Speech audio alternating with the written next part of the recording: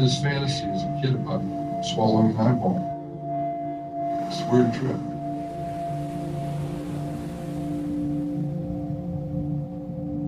Got tired of doing the old fantasies and decided to make them real.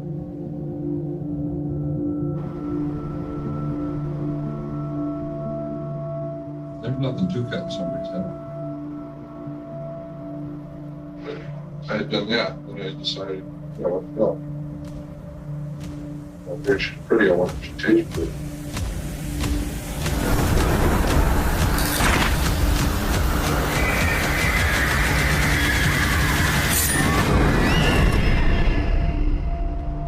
That's what I found out. I was homicidal maniac.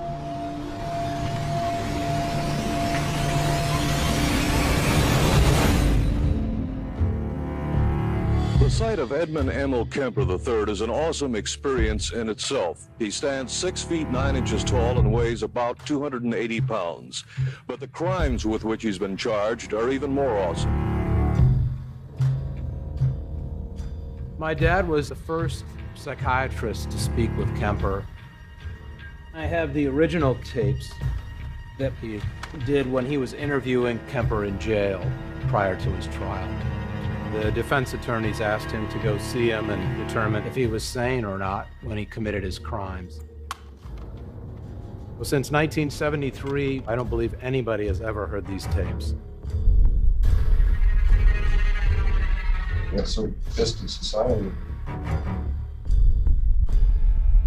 I said, screw it, I'm gonna nail the thing society likes the most.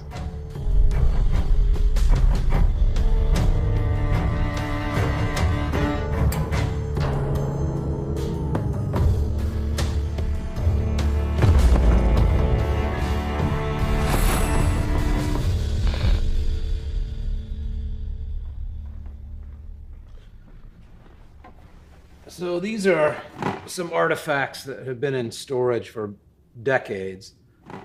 And what I have on top here is a courtroom rendering of my dad when he was testifying. And as a young kid, I used to sit with the artists that would do these sketches. I'm Monty Lundy. I'm the eldest son of Donald T. Lundy. He was a psychiatrist involved in the Ed Kemper trial. This is a picture of my dad in his office with the 5 of us kids around the time that he was working on the Kemper case. I've actually got a photo of me and my dad. This was taken in 1973. He looks very young. I mean, to the day he died. I don't think he ever had a gray hair. He was 5'8". He was not a very imposing person. Unless you started to debate him. Don't ever get in a debate with him. I learned that early on. And then I believe he was the youngest associate professor at Stanford University. At that time, he took me to jail when he was interviewing Ed Kemper, and so that was quite an experience for me.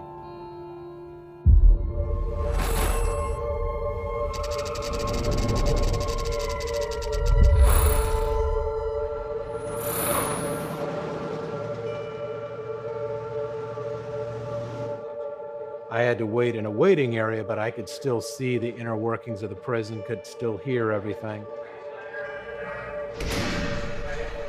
And there was just noise and clanging of bars and people yelling, and it's a very chaotic environment.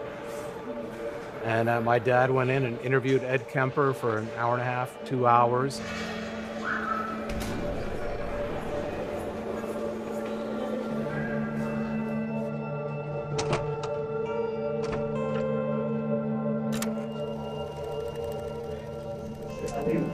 Damn, it is noisy in here. Yeah. What do you consider a little customer's badge? Yeah, they give you a thing when they came in. That lets you out of it. They gave me the wrong one, though. They gave me an attorney. I think they ran out of the documents.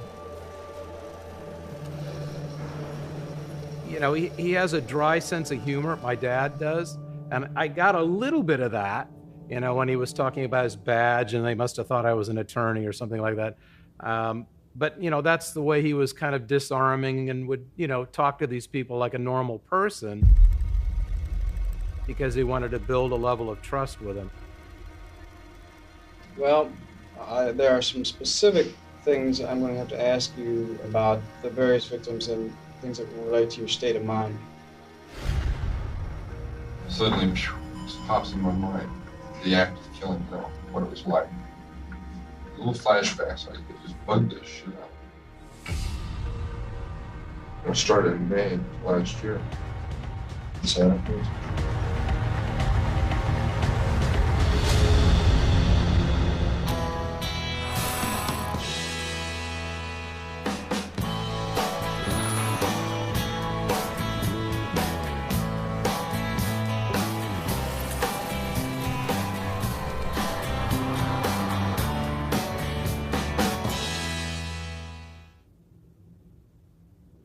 I'm looking at 2 photos of myself. Think, God, boy, was I ever young. I'm Louita Spangler, and I got my bachelor's degrees at UC Santa Cruz.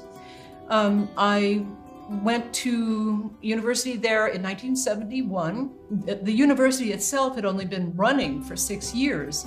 It's like the whole universe opened up. I was young and healthy, and I felt like I could do anything.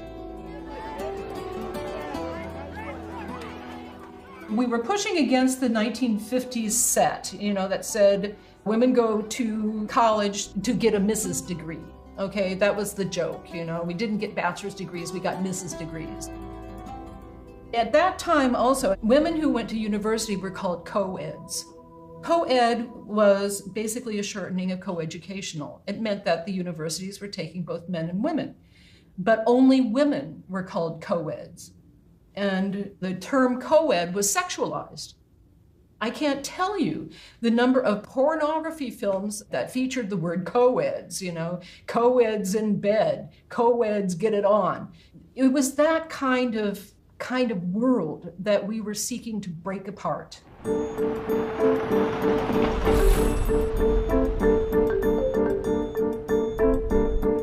The campus itself is up on a hill. In fact, one of the things that they frequently talked about was the city on the hill.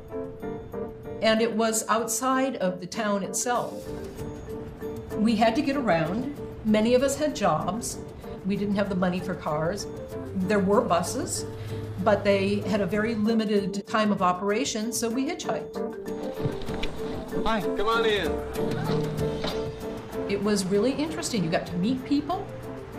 You didn't have to pay money. And as newly independent women, feeling our power, we hitchhiked.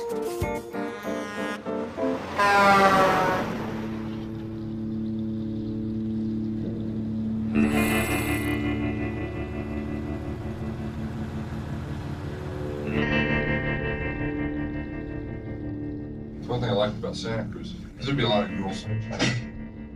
That was my target.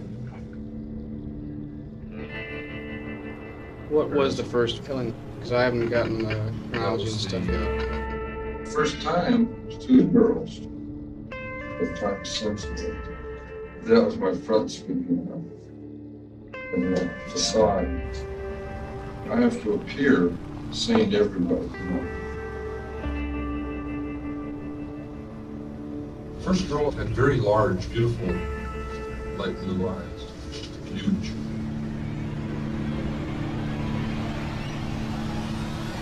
They turned me on.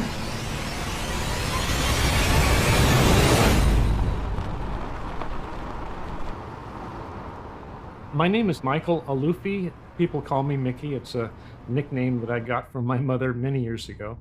I was born and raised here in Santa Cruz. In the summer of 1972, that was about the time that I was assigned to the Detective Bureau. The typical crime in Santa Cruz in those days was, thefts, disturbances, juvenile issues, things of that nature. But in 1972, things started to break loose.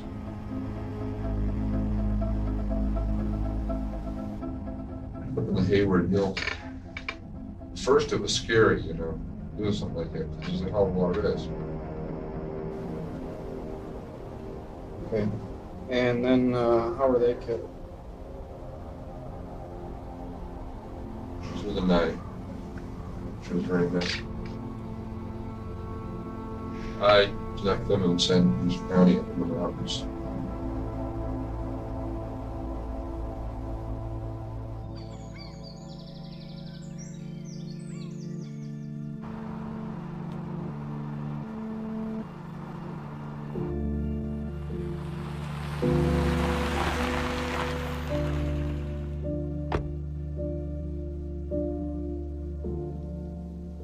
We're situated right now in the Loma Prieta Mountains, and back in 1972 there were some hikers that were in this area and they found a human skull off the side of the road.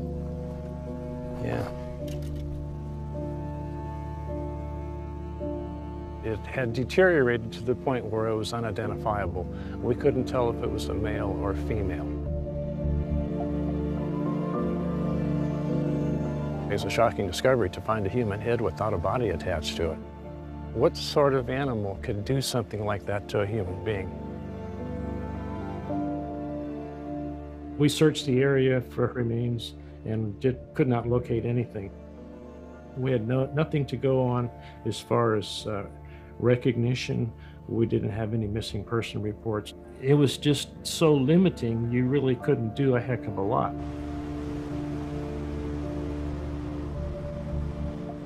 Threw away a lot of, evidence, things like that, bloody rags, old bloody newspapers, things that cops could use as leads. You don't want to give them any leads at all. One fingerprint they got me.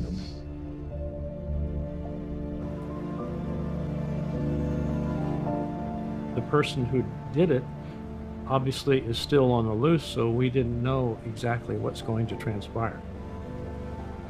But it was the beginning of a nightmare for Santa Cruz County.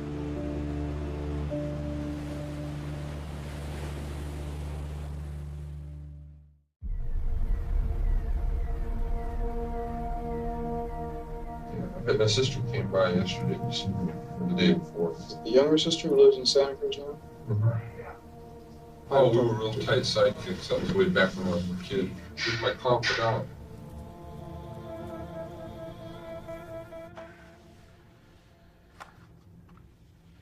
I have another tape here that is Aylin Burke, which is Kemper's younger sister.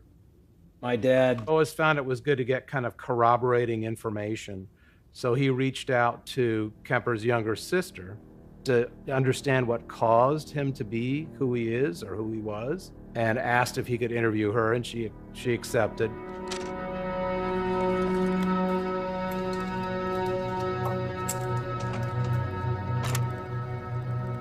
You're Ed's younger sister, right? Mm-hmm. And how much younger are you? About 2 years. And how old are you? 22. We start out just with the family background. Do you remember much of living with your father? He didn't get emotionally close to us as children. He did reject us a lot. I remember not wanting to hold us, or, like we'd get up on his lap and he'd say that we were too heavy for him. My mom has always said that she noticed changes in my brother from about the age 2 because of rejection.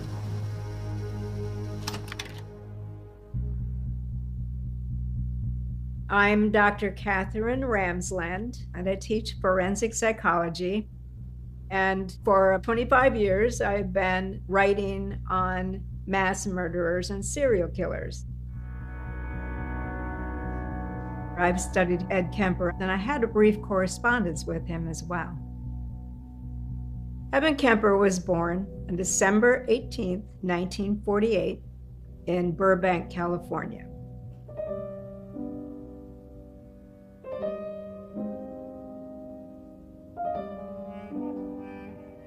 He had a sister who was 5 years older than him, and Alan, 2 years younger, so he was the middle child. Apparently, his father, Edmund Jr., was kind of a weak man, and Clarnell, his mother, was the dominant influence. His father was a World War II veteran who became an electrician at Pacific Proving Grounds working with atomic energy. And he famously made the statement that working with atomic energy was far preferable to being around Clarnell.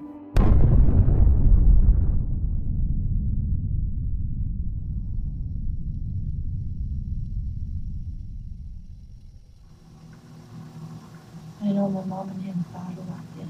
I can remember that. They didn't get along, they'd argue.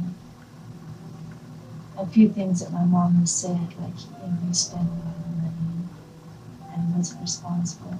And he'd go out and drink. Do you remember how he felt about your brother or how they got along? I can never remember my brother and him ever having a relationship, a father-son relationship.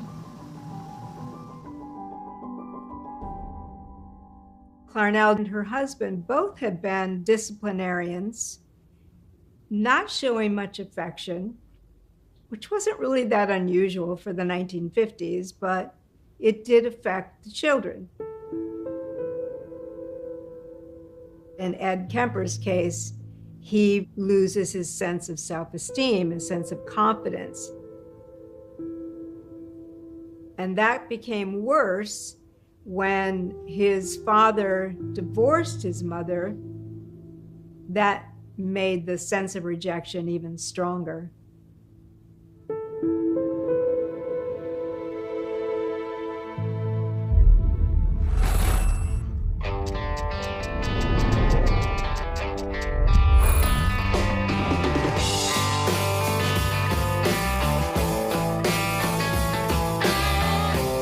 Santa Cruz in the early 70s was an area of peace and love, and it was kind of the age of Aquarius. People were feeling free and happy. And for somebody like me at 24 years old, it was a lot of fun. My name is Tom Honig. I was a reporter at the Santa Cruz Sentinel in the early 1970s. I was a cub reporter hired to do what was traditionally the beginning news beat, which was police and courts.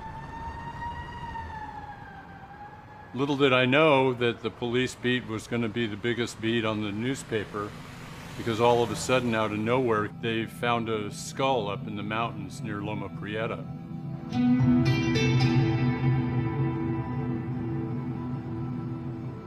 The sheriff's office didn't have hardly any homicides in those days.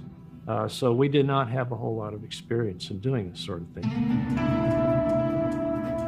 I was the brand new detective at the time, and so it suddenly became my case. Sometimes you challenge yourself, am I up for this? There was one computer for the sheriff's office, which was in the basement. It was a very antiquated system, but I could do an inquiry. I could go into the computer, find somebody's criminal history, that sort of thing.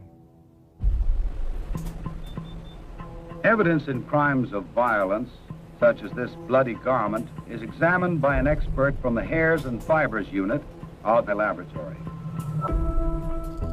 We had no DNA in that period.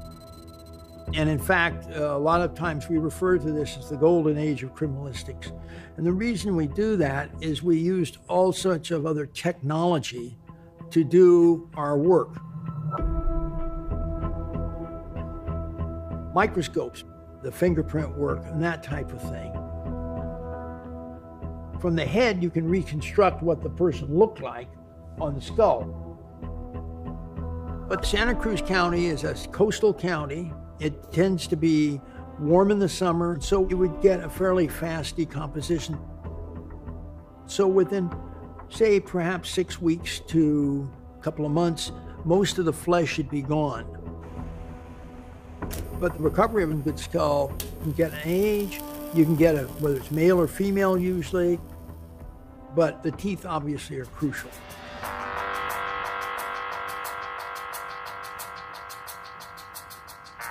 We access the files in the state computer for missing persons. They also will include dental charts. So we got those dental charts, compared them to the one that we had from the skull.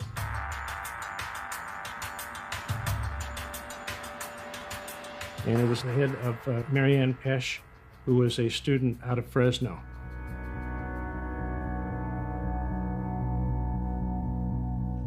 When they identified her, all I had ever seen was a photo of her. She seemed like a very attractive young woman.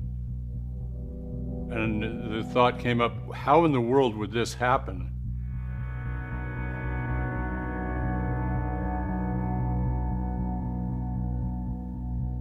Well, my name is Terry Medina, and my partner was Mickey Alufi. We shared an office together, and we were good friends. We worked a lot of cases together. Mary Ann Pesh was reported missing with her best friend, Anita Luquesa. Both disappeared from the Alameda County area. Both were students. The detectives in Alameda came up with a person that saw them getting into a car. And that's about as far as we got at that time with those two cases.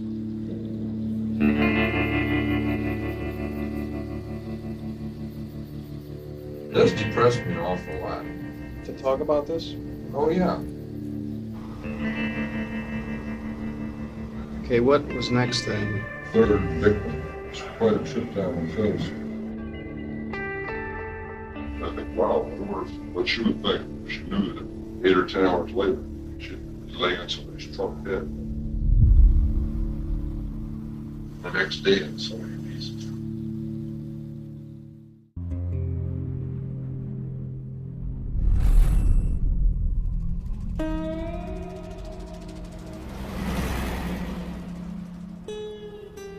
In 1957, Clarnell got a job in Helena, Montana.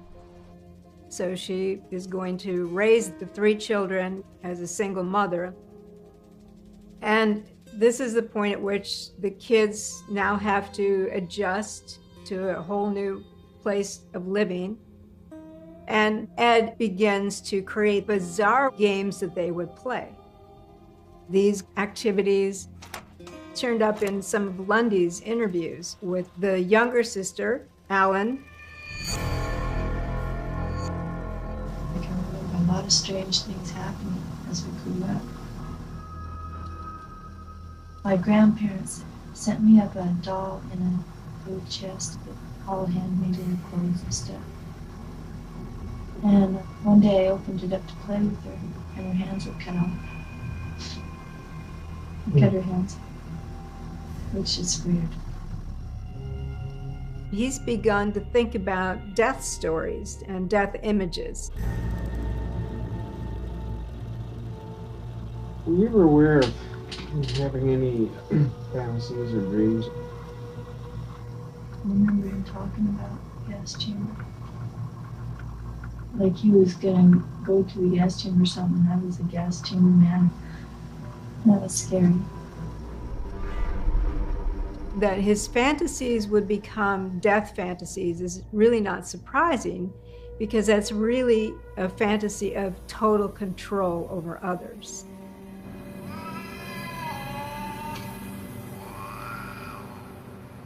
We had a cat, and he was mad at it one day.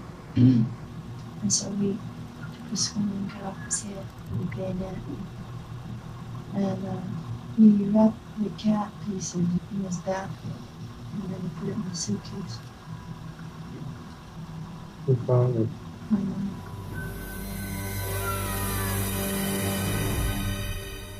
We do see animal cruelty in the past of many serial killers, especially if that serial killer then goes on to target women or girls.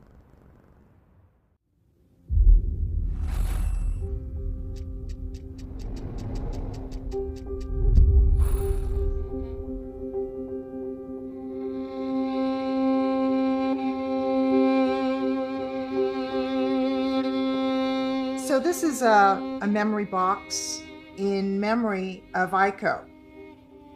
It's a clipping from a newspaper article when we performed for UN Day at Lake Merritt in Oakland. So I met Iko when I was about 12 years old. I met her through our Korean dance classes in San Francisco. We were both only children, being raised by single mothers. We were almost like sisters. And like any 12-year-old girls, we just nonstop talking. It was a nonstop conversation. This is a diary that I kept when I was a teenager, and I'm actually sharing this for the first time. I haven't actually looked at this diary for many years.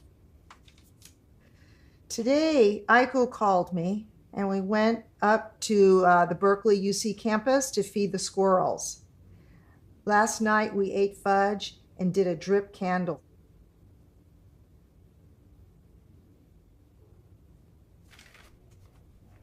March 11th, 1972, met Aiko. She's really changed. This is the last entry of Aiko in my diary.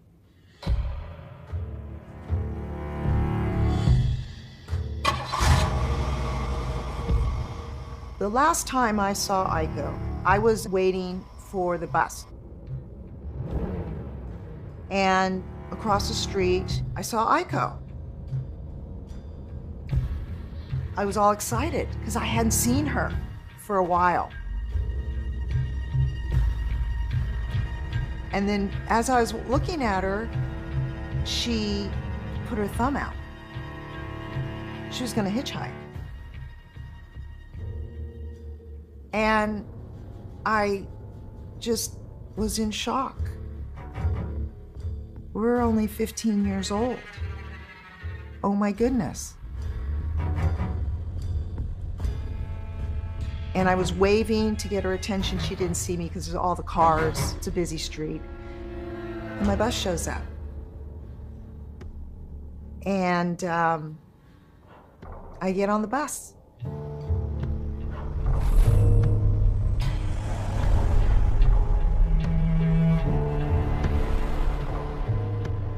The third one was the Aiko Clue Girl. Well, where'd you pick her up? From Berkeley. What did you talk about? We talked for about 2.5 hours. What she had done in school and what was wrong with me and this and that. I was acting like I was about to commit suicide. I told her that she'd been abducted. She was very cooperative.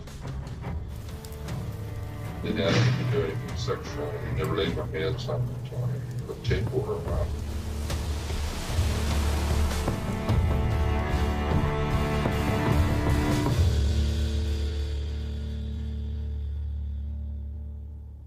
I had heard at some point from Berkeley Police Department that they were missing a young Asian girl.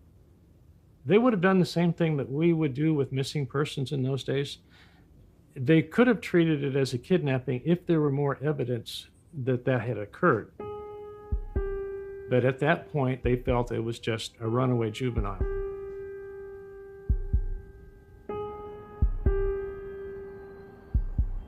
There were so many runaways that were being reported missing by their parents. They weren't missing with suspicious circumstances necessarily. The parents were just saying, my kid is gone. Now the difference here is Aiko, because her mom knew she was supposed to be at a dance studio, knew what bus she was supposed to take. She never showed up at that dance studio. And her memory kind of faded into the missing person files. I know that Mrs. Koo, her mom, had put posters out trying to get the community to look out for Aiko. Have you seen her? Get in contact with her. You know, Aiko was all she, was so much of her life. And I can only imagine her heart was just, breaking, trying to find out what happened to her girl.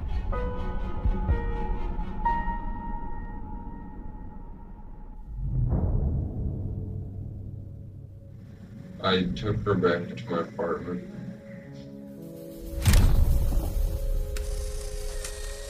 took pictures of her after she was dead. I posed her and asked her to pose a couple of pictures. I got a little tired of it real quick.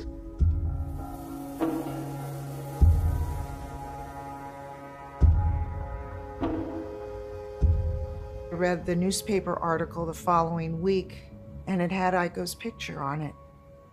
And then I thought to myself, oh God, Hazel, maybe you should have just missed the bus.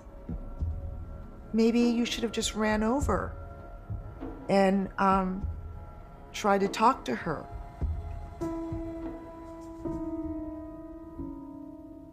So how'd you dispose of that body?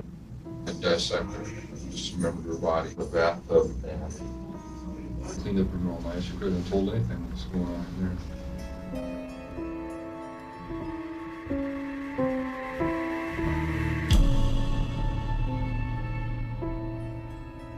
She was truly a bright star. She was gonna be somebody. She was gonna do things. And she was just truly a lovely individual.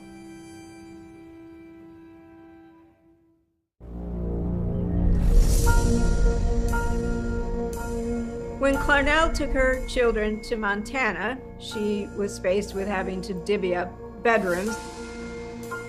She gave her 2 daughters their own bedroom, and there was a room in the basement that she apparently thought would work for a 9-year-old boy. He began to think that he'd been relegated to this dungeon, cave-like place. Was the idea that by putting him alone in a scary place, that would make him more human? He was pretty young, but it was a big thing to him.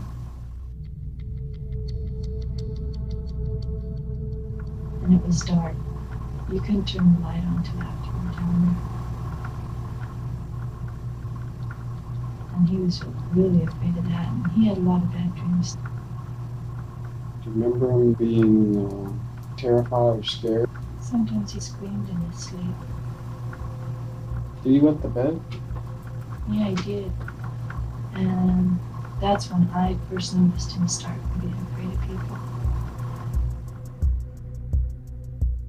This young boy is growing up with the feeling that he's the rejected child, the unwanted child, and his anger began to simmer. You said that it was at that time that you started getting weird ideas? Yeah. Weird dreams, strange fantasies about my mother. Such as what? See, resentment started building up. There was a big love-hate conflict that started building up between us. What were the fantasies you had about? I think it was back then I started with this whole fantasy about being able to kill the whole world if I prayed to him. I just decided that I had such a rapport with God. If I asked him real hard, everybody just died.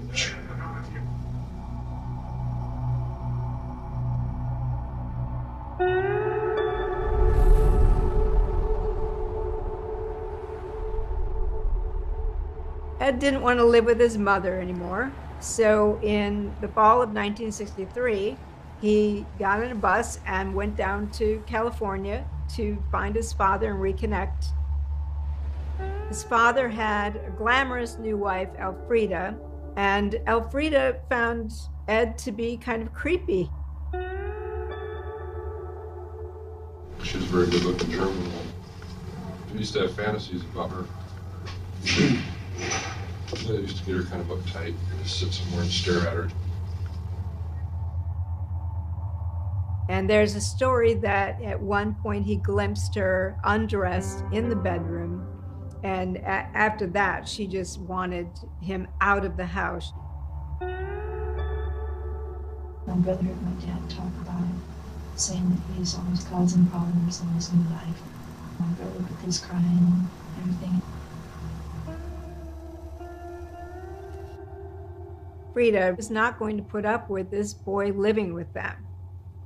So Ed's father decides during Christmas to take Ed to see his parents, who have this sort of isolated ranch or farm in North Fork, California, about 250 miles away, supposedly for a visit for the holidays. And then when Dad left, he left his son there with them. Essentially, he had duped him. He had tricked him into going, and Ed had no way of leaving. He is now living an isolated, lonely life with no sense of what should he do? Where should he go from here?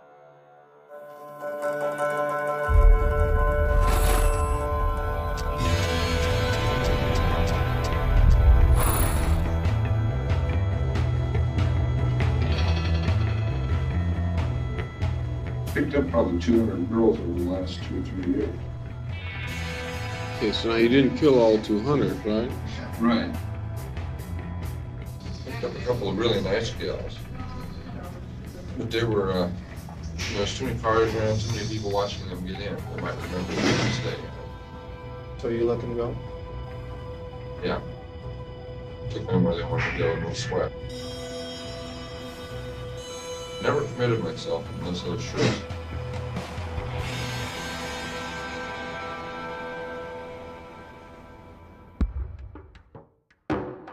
We would talk to a lot of the people who are actually hitchhiking. We tell them what the risk is and try to encourage them to not do that.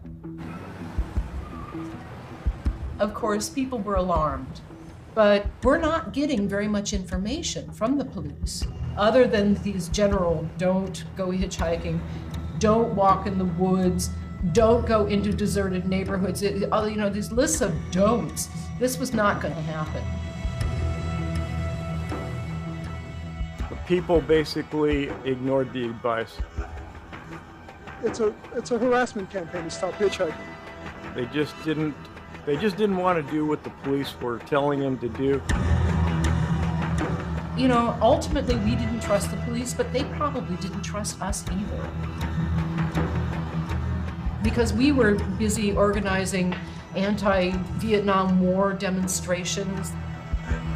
So there was mutual distrust on both sides.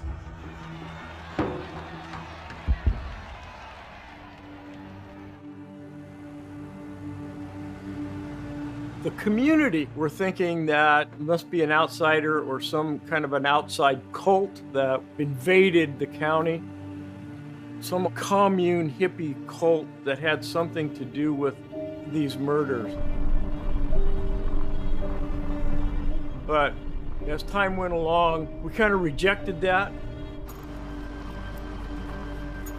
We thought the suspect has to know this area pretty well, including the backwoods. So we were thinking somebody local at that time. We're always looking for a break in a case. I believe we would get one. I just prayed to God that we could do it before any more people were murdered.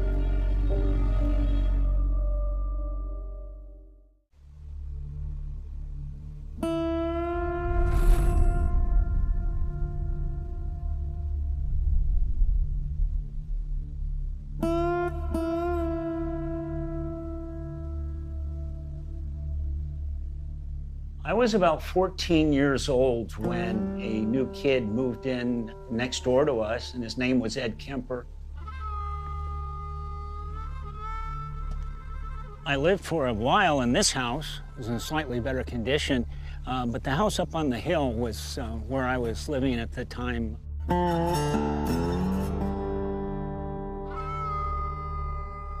Ed was living with his grandmother, Maud, and his grandfather here in this house. The grandmother wrote stories for children, and Granddad was retired. They wouldn't let him bring any friends home and get into any social activities in the high school. And they gave him a rifle and a dog and told him to go aren't golfers, and he couldn't watch cartoons or read comics and stuff. And so it was really hard on him up there. Is that when he told you about how strict they were and so on? He didn't want to stay there, but he wouldn't tell anybody. And, like, he would hold a lot of things in. In fact, I'm probably one of the only ones that he would tell things to. Ed and I were in the same class. We were both freshmen at a regional high school. Me being the shortest and him being probably the tallest, I'd always joke about, well, if you pick on me, you're going to have to deal with Ed. We would joke around about stuff like that.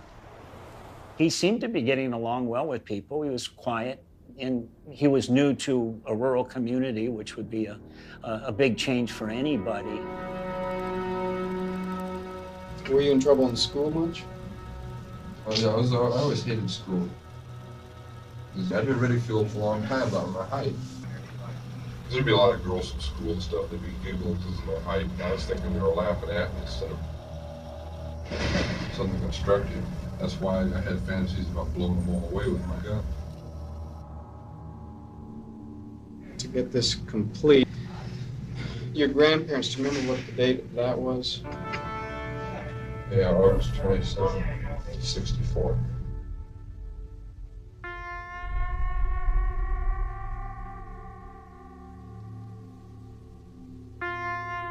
Ed's grandfather was out buying groceries, and Ed was in the kitchen with his grandmother, who was working on the proofs for one of her books.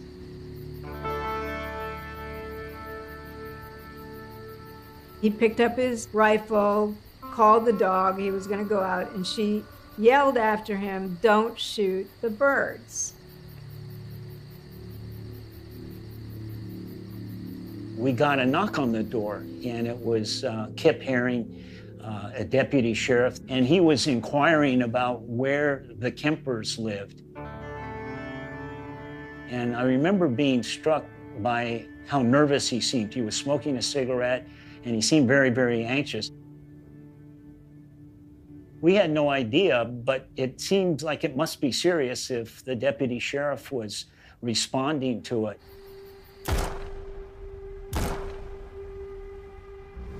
I shot her twice in the head and once in the back. But she was dead after the first shot. He talked later about the fact that he kind of lost control of his body, he kind of blacked out. And then he heard his grandfather getting groceries out of the car. So he decided, in a split moment, to just kill grandfather too. And they were both shot? Yeah, with a 22 rifle.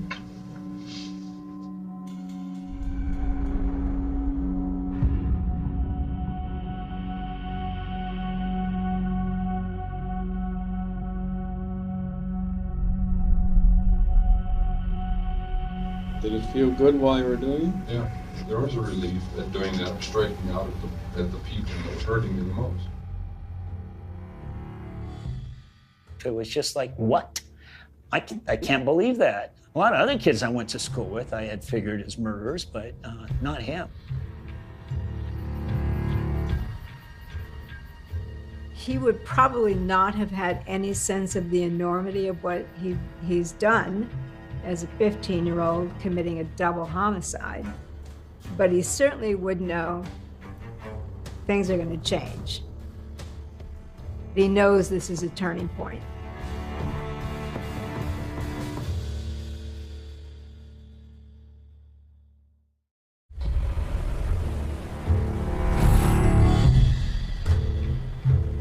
The residents of this area understandably are edgy. They're asking themselves, is the killer still around these parts? It was just 6 months ago that a human head was found in the hills not too far from here, and the details of that murder still are a mystery.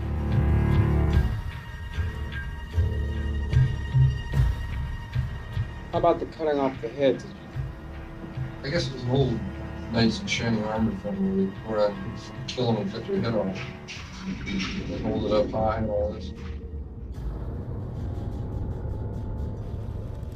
Not so much as a trophy as the prettiest part of a good-looking woman's body is right here.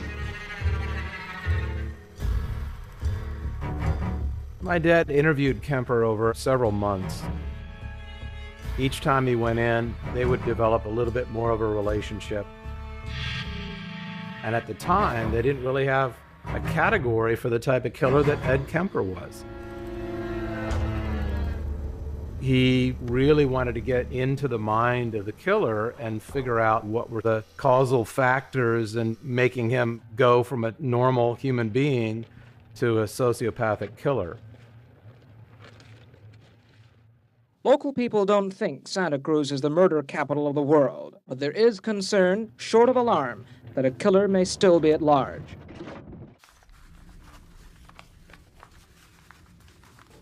Gruesome details. Skull found in a remote Loma Prieta. So these are newspapers from the time when it happened. This is my local history. This is Santa Cruz history. These murders changed Santa Cruz. It impacted so many people in the community, and it was something that we talked about a lot in our family. Ed Kemper, he was my boogeyman. He was our family's boogeyman. There are so many rumors about Kemper and what he did, what he didn't do. So many outrageous stories. It's interesting to me to get to the bottom and try to see where the truth lies.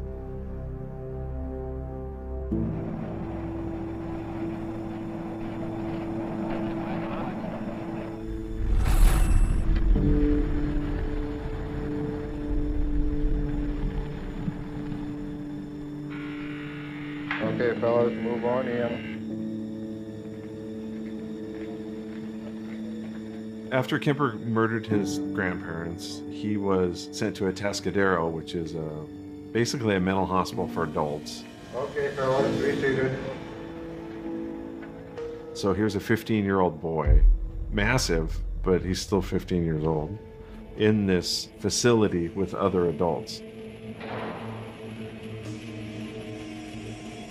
There were 1,600 inmates. 24 of them were murderers, and 800 of them were sex offenders. It's pretty fearsome, I'll tell you.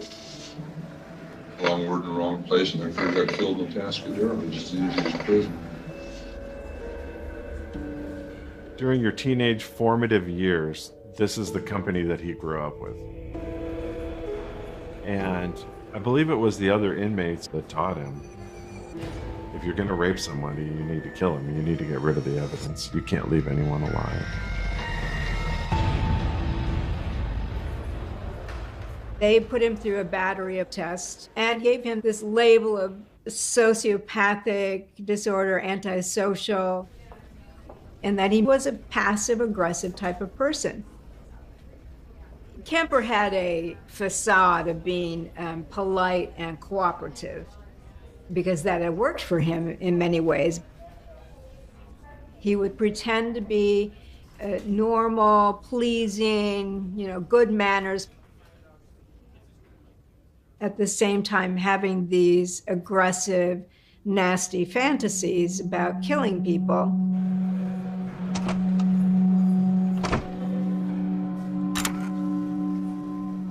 Nobody had the idea that I had the hostile, super violent things on me. Atascadero didn't know anything about the fantasy. Is there any way you ever would have told anybody at Atascadero? No, because I was really itching to get out.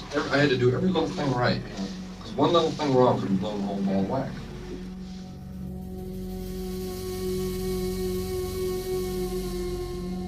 Because his IQ score came up in the superior range, the psychiatrist thought that maybe it would be good to give him more responsibility. And so when he wants to help them handle the psychological tests, that seems like a good idea to them. Who'd you work for? All the psychiatrists in the hospital. What were you doing? I started out sharpening pencils at 17, and when I was 19, I worked my way through giving out the tests, scoring them, filing them.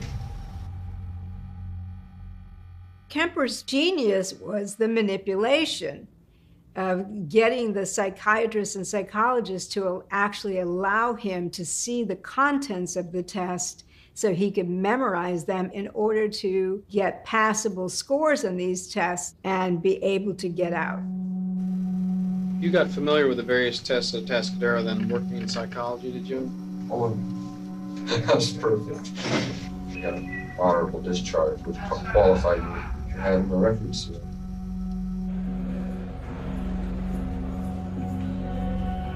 The sealing of the records, meaning they're still there, but nobody gets access to them. Future employers would not be able to find out if he had, in fact, a juvenile record.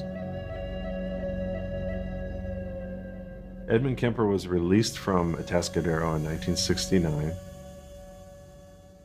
They felt like he was cured. They felt like he was going to be an upstanding citizen the rest of his life.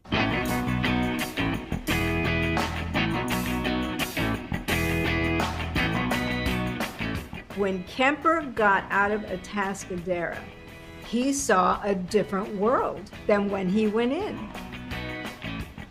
From 1964 to 1969, the world had changed. There was the hippie revolution, the summer of love in 1967, women going to college and being independent. Kemper was a conservative kind of guy. He was a square. He dressed like a square. He couldn't fit in with these long-haired hippies. He began to feel like, they were worthless type of people. But what he really saw were all these women hitchhiking alone. They're flaunting their freedom. That's just not okay, so they should be punished.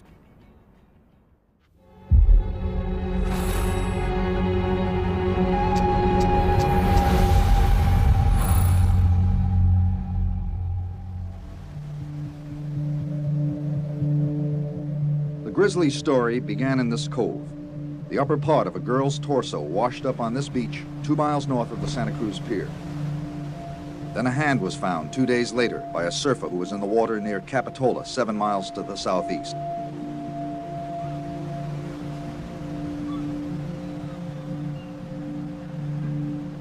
A highway patrol officer found body parts over the cliff over down by Carmel, which is about 20 to 25 miles across the bay.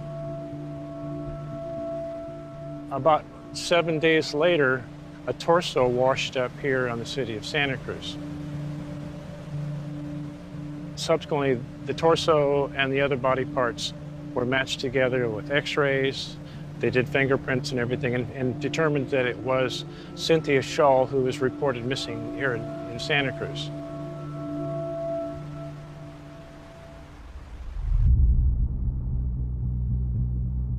Where'd you pick her up?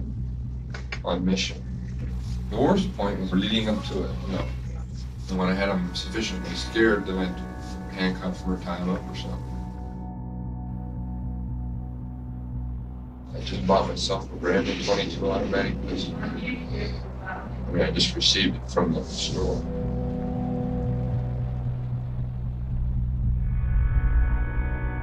I just pointed the gun at her in the car and kept on going down the freeway instead of letting her off at Cabrillo College.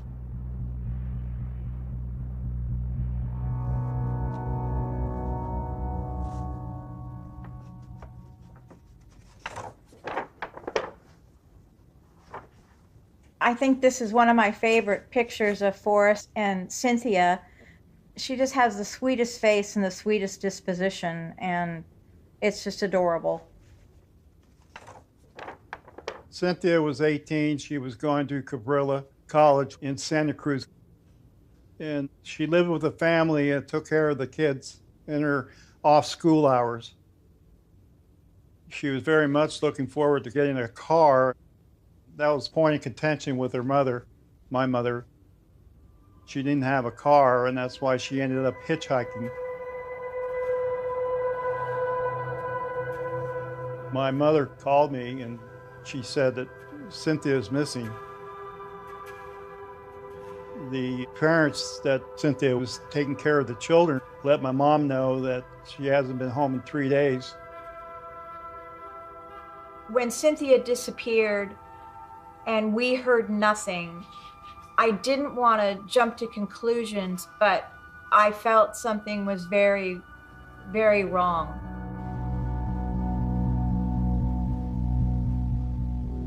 And then finally pulled it back towards Santa Cruz in the mountains. I'm talking to getting in the trunk of her brains out. This first one ever shot anybody with a 22 in her eye stayed open. Her eyes wide open.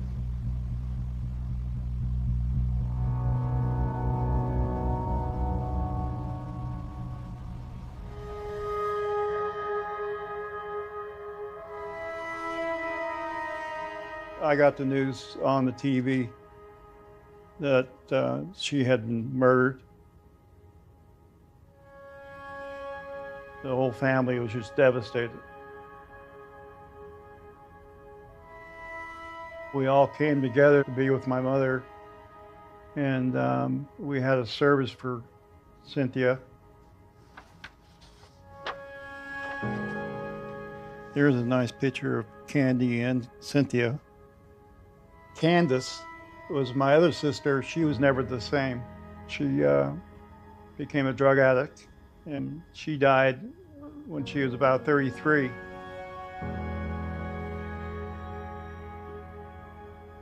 So it basically destroyed our family.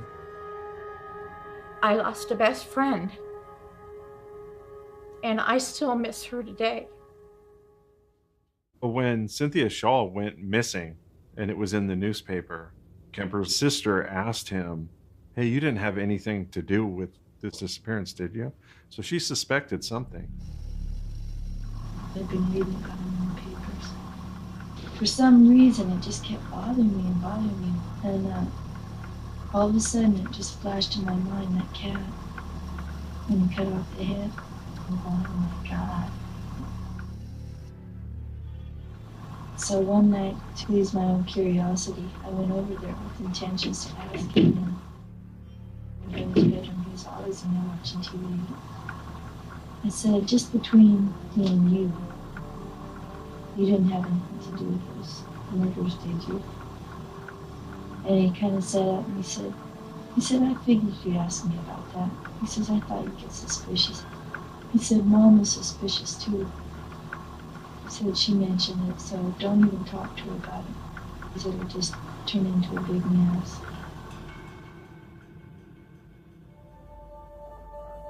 She's with you. I don't know what she's got in her mouth.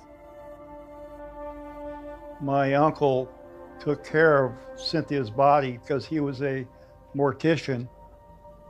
He wouldn't even tell us anything. It was such horrendous way to go. I forgot all about this poem. Yeah. The simple songs of years gone by come back to me today, reminding me of happiness I had along the way. The songs I sang when I was young and life was bright and new. The melodies that made me cry when I was feeling blue. Cindy Shaw, 72.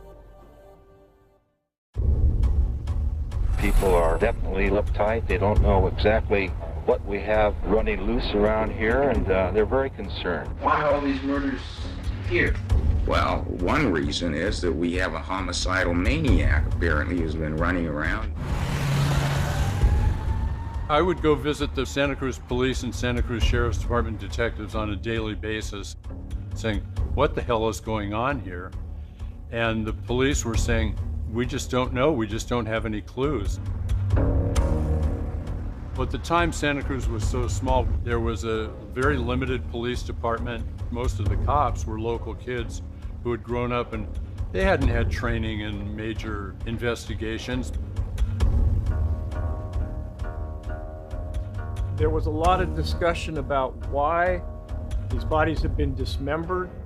Is it somebody that knows how to dismember? Could it be somebody that was at one time a butcher, a doctor, or somebody like that? So our discussions now about the totality of these murder cases really starts to focus on somebody that is very smart.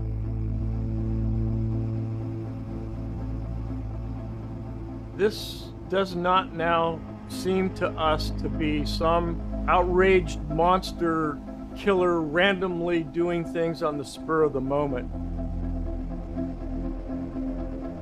This is somebody that is thinking about what they are doing.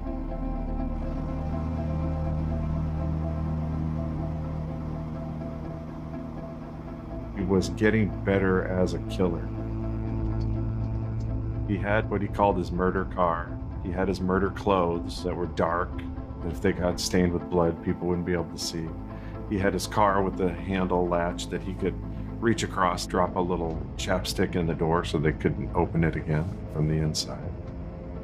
He knew how to commit crimes that were very hard to detect. It's the age-old issue of across districts, across counties, across law enforcement agencies. And Kemper was smart. He knew that. He knew he was going to pick up over here, he was going to kill over here, he was going to dump over here, he was going to massacre these bodies beyond recognition, try to make identification impossible. I think that's one of the reasons a lot of people in law enforcement felt like he was a genius.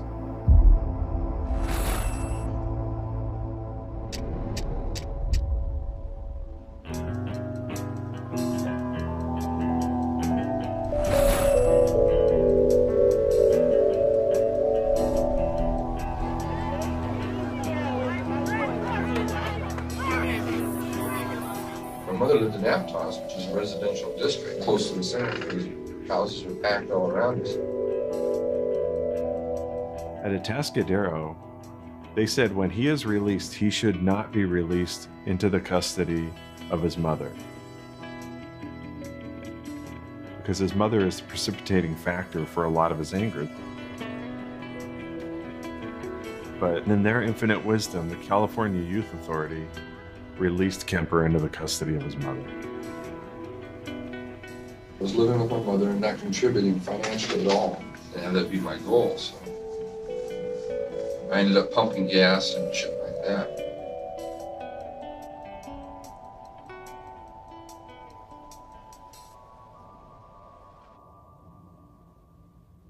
My name is Jim Connor. This is me, 70s, and you see how beautiful I am. Before I went to work for the police department, I worked at a local tire shop, and I would take tires to small businesses around Santa Cruz.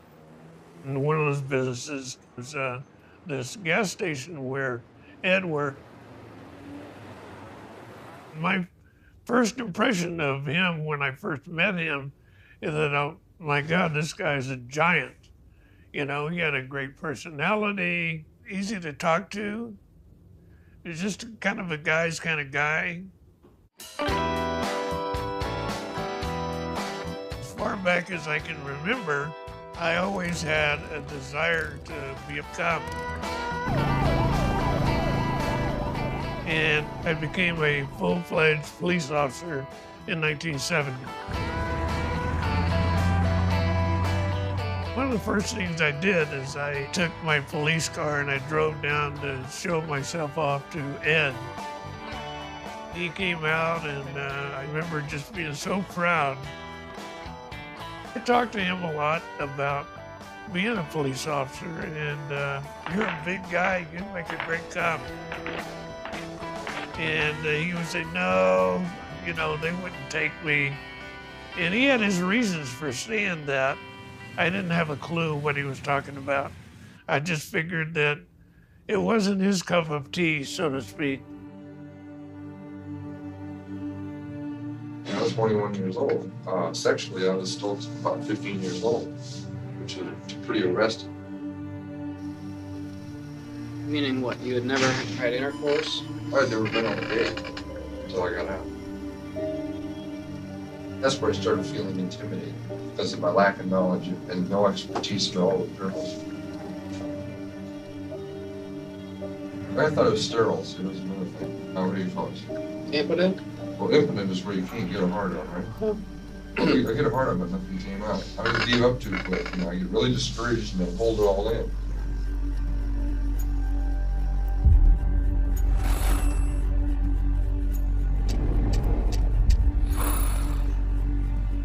This spot is just a stone's throw from the Santa Cruz campus of the University of California.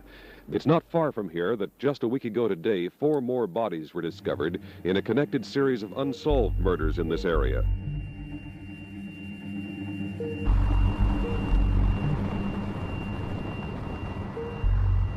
By January of '73, we had about 13 different homicides that we were investigating, which is a huge number for Santa Cruz area. Most of our homicides were gunshots. People in the counterculture lifestyle, that sort of thing. Some hitchhikers.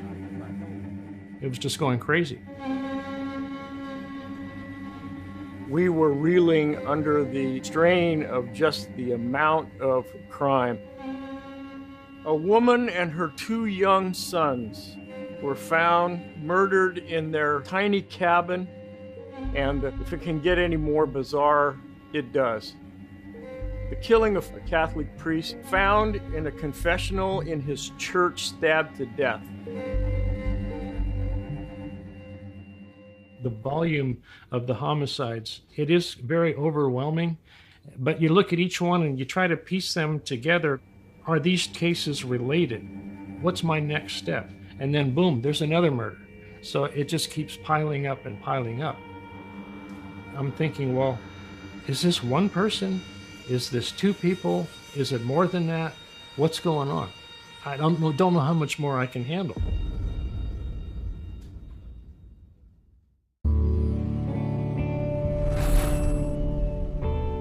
Hills beautiful and green for walking, camping, fishing, just coming someplace where it's nice. Those things remain, but there is a horrible overlay to it all now, for this is also the area in which 13 murders have been committed in the past 6 weeks.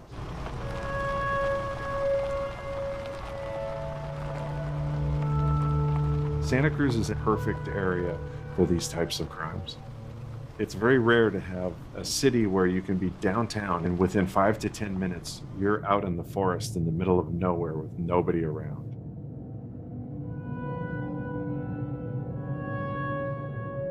It's remote and very hidden in places.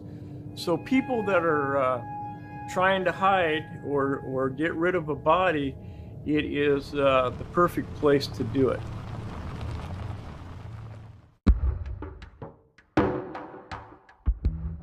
At least the co-eds at the University of Santa Cruz and at Cabrillo College started to take the message of don't hitchhike seriously. And we did see a change. Do you hitchhike? Only if absolutely necessary. And only with females now. Why? Well, I'm afraid. Why did you quit? Because of all the weird things that have been happening with the rapes and girls being chopped up and things like that.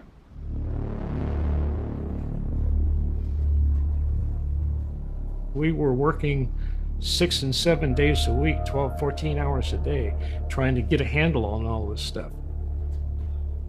At this point, we had no clues.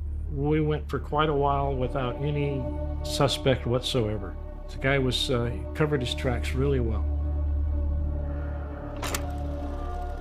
We'll get back to your mother. What was your mother's name? I don't know, strange, but...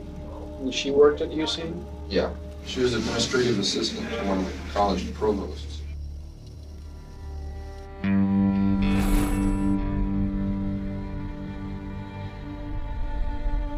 My name is Isabel Groen. I joined the UCSC in 1960. I worked with Clarnell Stramberg at Stevenson College. I was a faculty member.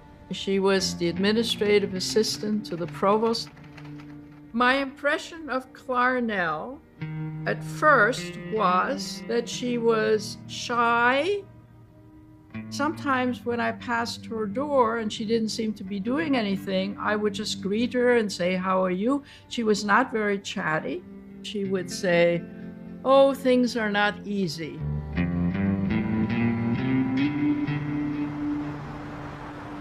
One day I saw a very tall young man pick her up in a car, some kind of sedan. Many of us those days had, Volkswagens and small cars, and it was a biggish car.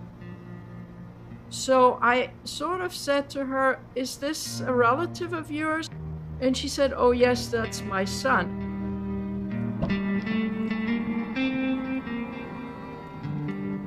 He was a tall young man who didn't dress or look any different than lots of student types. He didn't look suspicious, he didn't look creepy. But I can tell you, I never saw any kind of interaction like hugging or somebody putting his arm or her arm around the other or anything of the sort. Do I think she was carrying a burden? I think so. Was he affectionate with your mother, or with you for that matter? I mean, like, would he kiss her? Or... Kiss her goodnight. Something like that. Donald Lundy, as part of his attempt to learn about Kemper, also interviewed Kemper's younger sister. He talked to Alan and got more from her in terms of corroboration and perspective on the family. She'd make you feel guilty when you were crazy. She'd always say, "You don't love me," and this kind of thing. She could be really harsh. When she'd get uptight, you're mad, she could really cut to the bone, and she did that a lot to my brother. She'd just strip him down and say, "You're just like your father." She really did talk a lot when she should have shut him up. I mean, there's a point where you just don't push people any further, and she'd always pass that by. In a way, he's replicating his father's relationship with her. His father was already a role model of this is how you deal with Clarnell. You yell at her. You should have run my mother. She loved to pull people's strings and watch them really get unwound, You'd rather waste your life laying in front of the TV set all day long. The famous phrase was, "Well, when you get to be 52, you better tell me how it is." my mother had always wanted a solid family, but my old man blew it for her, she fucked around all the time. What I liked about him was he was such a perfectionist. I guess I was born with a thing for perfection, doing things to a T. So I was always striving for that. Kemper has now become his father and has the same acrimonious relationship with his mother that his father had had. Did your mother drink? She started drinking a lot of vodka and whiskey and really depressed, just barely keeping her job up at the university.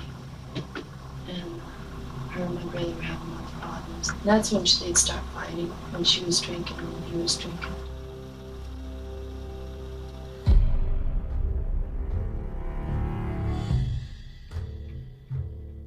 Kemper and Clarnell were both raging alcoholics. They both drank a lot. They were not afraid to speak their mind.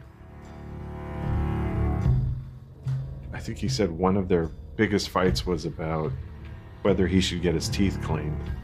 Benign issues that would explode. I started building resentments, and as I built resentments, while the hostility had pent up, I started falling back on old fantasies. I was down on real good looking, smart-ass rich girls. Really uptight about it because I couldn't communicate with them. I couldn't compete with the poor little rich boys around town. I had an inferiority complex. Never did get over it. I was superior when I had them.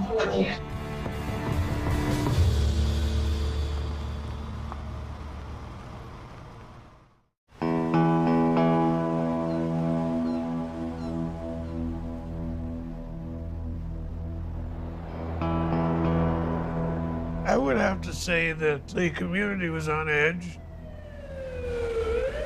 and with no suspects, wanting the police to do more because they felt like that they were maybe next in line.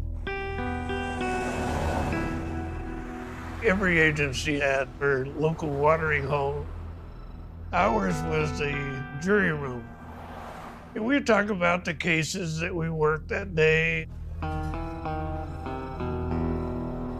And this is where police officers would go after work to unwind. I used to go there and have a couple of drinks on my way home. You would have officers from Santa Cruz Police Department, maybe even the Highway Patrol, district attorneys, investigators, that sort of thing. And Ed would come there once in a while and have a beer with us.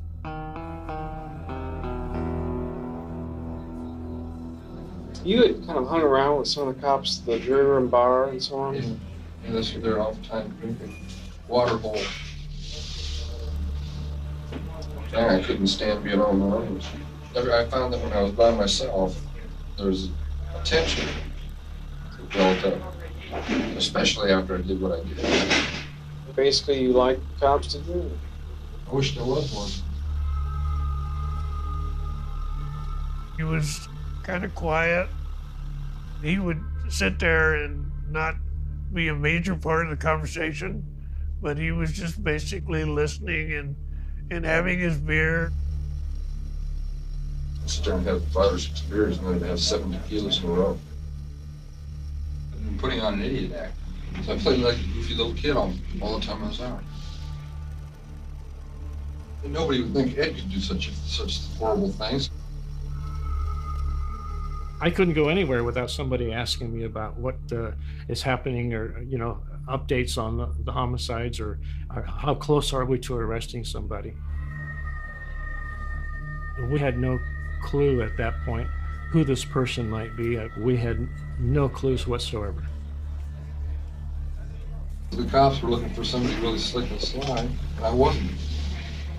Ed's just a meatball. He's a nice guy, but he just doesn't do anything. Sometimes I felt real cute inside at that point, I fooled everybody so completely. At other times, I feel real grief because they're sitting there bullshitting what kind of girls were probably hitchhiking, what kind of creep is killing them.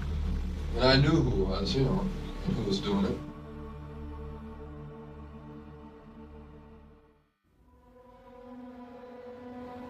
I think a survival skill for Ed Kemper is being what he needs to be for any given circumstance. Some of the things we know about the psychopath's brain is they don't have deep commitment to any given identity. They can be whatever they need to be because they have no commitment to the truth. If it means telling you a different story than what they've tried to tell you and you're not buying, they'll flip to that story. They don't care. Did you ever make believe he was going to kill you? One time when we were kids, and he was cleaning my dad's 22 rifle. I guess you could call it my brother's, since my dad was in Memphis. We were down in the living room, we were by ourselves, and it went off. And it was aimed towards me, but I moved about an inch out of the way and it went into the bookcase. And I'd never questioned anything if it was intentional or anything, because he just said, wow, oops.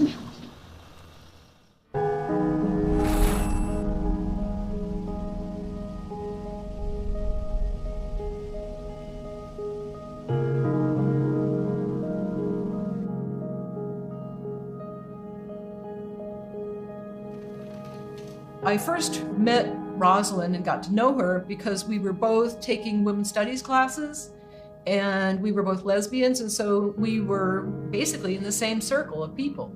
And she was really good at making pie. And everybody was always happy when she would come to a potluck with one of her pies. If you could think of a, you know, a feminist lesbian who is all American, that was Roz. I assure you, nobody stands very gently and puts their hands on your throat. They choke you and they put you down on that floor and you're down. It's this manner. Here's Alice. She was in the same karate class as me. Neither one of us was skillful. We were beginners, but she was into it. She could kick well. She was very supple, and it certainly wasn't a self-defense because we felt like there was no need. We felt immortal. February is when they both disappeared. After Cynthia Shaw, what was next? Rosalind Thorpe and Alice Lou. You picked them up together? One right after the other. I don't think the Lou girl would have gotten my car.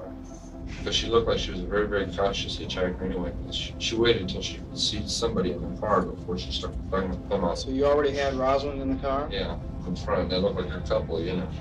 And then on top of that, I had an A sticker. So I could park where I wanted it, which I'm sure she How'd you get that? My mother. He convinced her to get him an A permit. An A permit is a parking permit up on UC Santa Cruz. He told her that he wanted to go to the library. So anyone hitchhiking would see this A permit on his car and think, oh, this is another student, this is faculty member or staff member, and would assume that it was safe. Additionally, at that time, they had guards posted at the entrance of UC Santa Cruz. If you had an A permit, right on through. The police were not really proactive. Their initial reaction every time a woman disappeared was, oh, you know, girls of that age, they frequently just go off. They'll be back. These were not people who were running away from home. Roz was not running away from her housemate. These were people who were already living an independent life. They had nothing to run away from. And their parents were adamant that they would not hitchhike. They would not accept rides. They were last seen on the campus, not hitchhiking off the campus someplace. So yes, we did get focused on students and faculty, trying to get a focus on a possible motive. And then one of the sort of weird suspicions that arose was, well, if they don't get in cars with men, maybe they would get in car with a woman. And that could be some kind of lesbian thing. At one point, and this was kind of interesting, they interviewed me and asked me questions circling around the lesbian community. And I was, you know, basically freaked out. Follow me.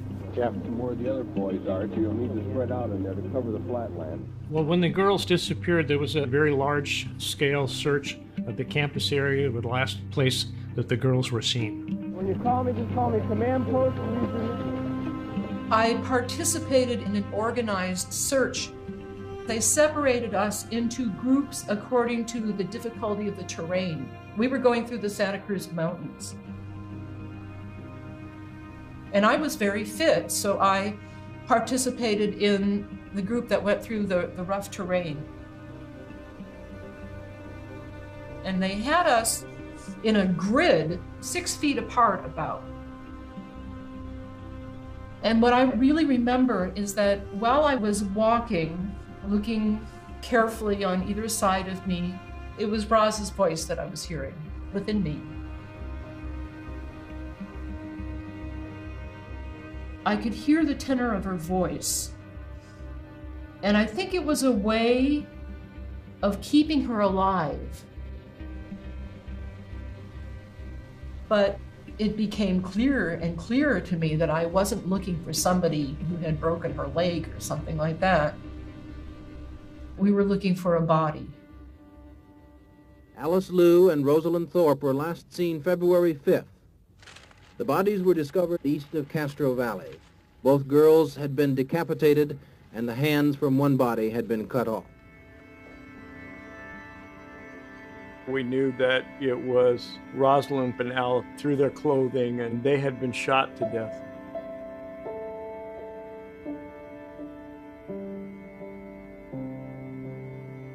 Once that information had come through, that spread instantly throughout the community. Each one of us went into ourselves with our individual reactions to that kind of level of horror. That level of nightmare, it was beyond our imagination.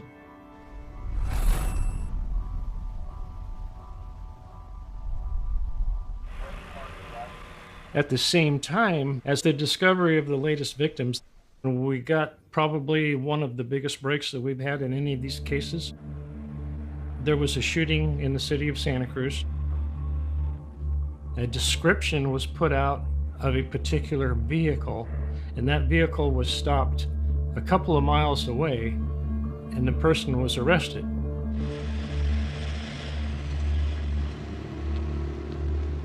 A 25-year-old Felton area resident has been charged with multiple murders. Authorities are operating with the theory that the murders are linked with drugs. Herbert Mullen, age 25, has previously been charged with the murder of members of the Gunnera family, Francis family, and Fred Paris. We started to piece together his life. People knew him as Herbie. He took hallucinant drugs, LSD, a lot of pot. Herbert Mullen was killing people for crazy reasons. He had a strange theory that by killing somebody, then that would lessen the chance of a killer earthquake coming in. He matched the description of the person who was seen at previous homicides. Which homicides, all of them, we had no clue whatsoever. We were kind of hoping that he was the one that was responsible for all of them, so we began to feel a little bit better about ourselves. When law enforcement caught Mullen, the community took a big sigh of relief. They thought this was over, the nightmare was over. The serial killer had been caught. We know he's killed 10 people. So that's 10 of how many other murders would we have? Herbert Mullen has been accused in 10 of the 15 murders tied to this South Coast community. However, Mullen's alleged connection with death has not involved the cutting up of the victims. Once we had Mullen, we knew that we had him for some of the homicides and probably a good number of them. But that was only the ones where the victims had been shot. There still was the question of the people who had been dismembered. It is fairly clear to us there's another person out there killing people in a different manner for different reasons. And our job isn't done yet. Your brother, did you know that he had guns and knives again in his Yeah, he had guns. Did it seem to you that that was probably illegal? It seemed strange to me. He asked me if I wanted to see his guns. I said no. I said, well, I just got on your hand. He wanted me to see it. I said, okay. And then he had these handcuffs on. He put them on me. I said, these are nice. Would you like to take them off now? And he said, well, I'm going to show you what else I have. I said, take them off. I got really uptight and started stomping my foot. Get him off, So he unlocked them and took them off. He said I was just demonstrating.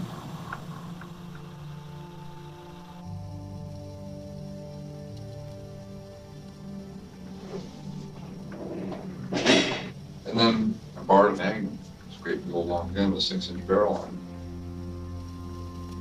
it. So you bought them all legally? Yeah. Paranoid about that shit. Somebody would mention it. The cops would start coming to look at me.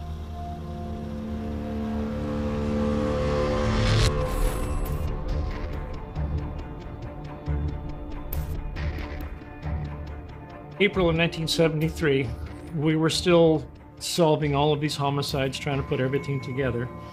And I got a notification from our records section of a dealer's record of sale indicating that the handgun had been bought in the name of Edmund Kemper III. It's a quite large gun. That's a .44 Magnum, same gun that Dirty Harry used in all of those movies. Like I see, it's a huge gun.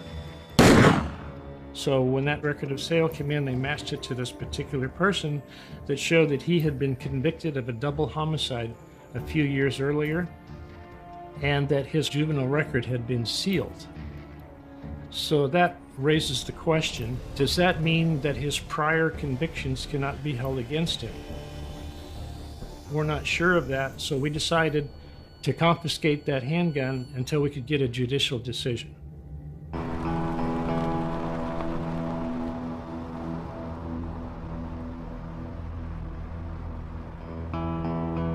This fourplex on the left is 609 AB, and right there is 609A, where is the Kemper household. My partner and I go out to his house, and this car pulls up. I told my partner, I said, wait, let's go talk to this guy. So I go over there and I said, excuse me, can I talk to you for a second? And I identified myself.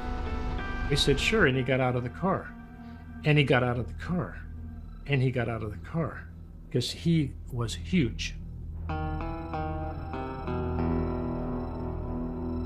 We explained the situation to him, very cooperative, very personable. He said, it's in the trunk. As he pulls the keys out to put him in the lock, my partner and I instinctively separated to each side of the car. He backed up. I opened up the trunk, and there was this gun. So I confiscated it, gave him the receipt. He told me later that had we not separated when he went to unlock the trunk, he was thinking about killing both of us.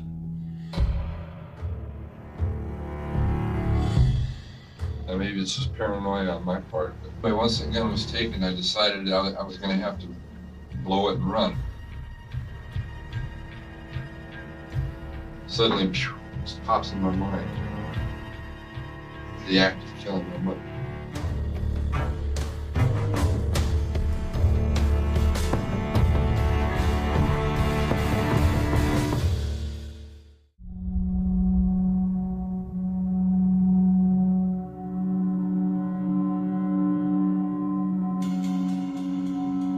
My name is Don Smarto, and I'm a pastor in Dallas.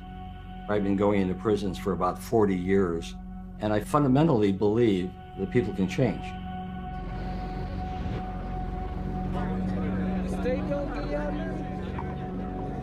Part of what I would do is go into prisons, I would preach, I would share with inmates, and we would also film their testimonies of having found faith in God as Christians.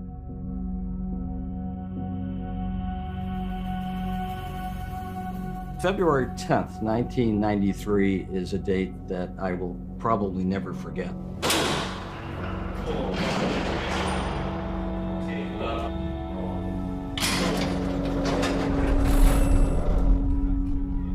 We were shooting in prisons in California, and the last prison was Vacaville.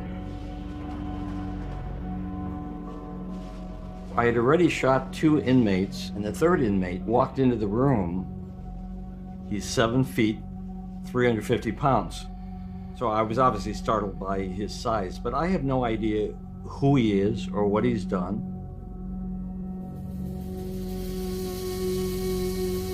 Thank you for talking with us today. How long have you been in prison? 17 years. You came to Christ in an unlikely place. Where was that? In the hole, doing time in the lockup. I could just squander my life away, waste it away to nothing, quietly die in a little corner, or start living my life. And it was over a period of months. It was very ugly. It's the worst place I've ever lived in my life, and it's the best place I've ever lived, because during that 3 years there, I came to grips with myself, with my feelings, with who I was. I became a human being for the first time in my life, instead of a caricature. During the break, a guard comes over and whispers in my ear, "You know who you're talking to, don't you?" To which I said, "No, I have no idea." He said, "That's Ed Kemper. He's the co-ed killer."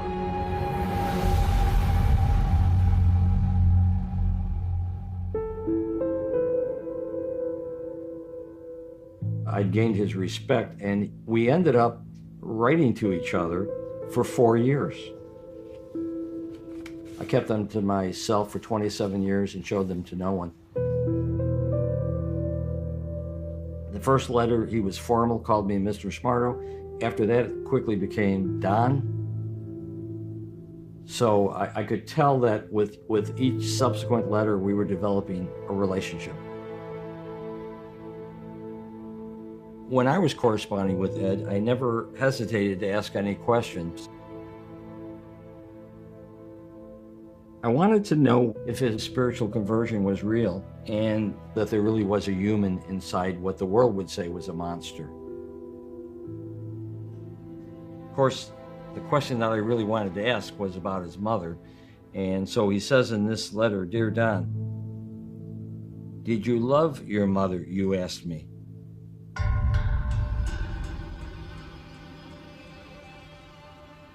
That's a hard one. Instinctively, the answer should be yes. Yet I never felt that love. Do I remember that fateful night some 20 years ago? Of course, they never leave me. Memories etched in steel within my brain.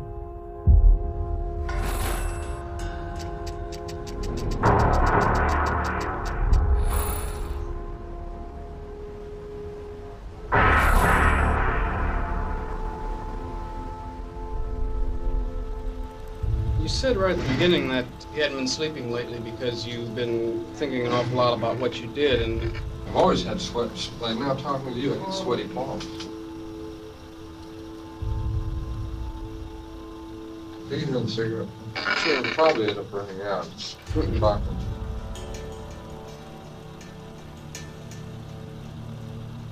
My dad interviewed Ed Kemper about a half a dozen times, and eventually Kemper opened up about the specifics of his murdering his mother.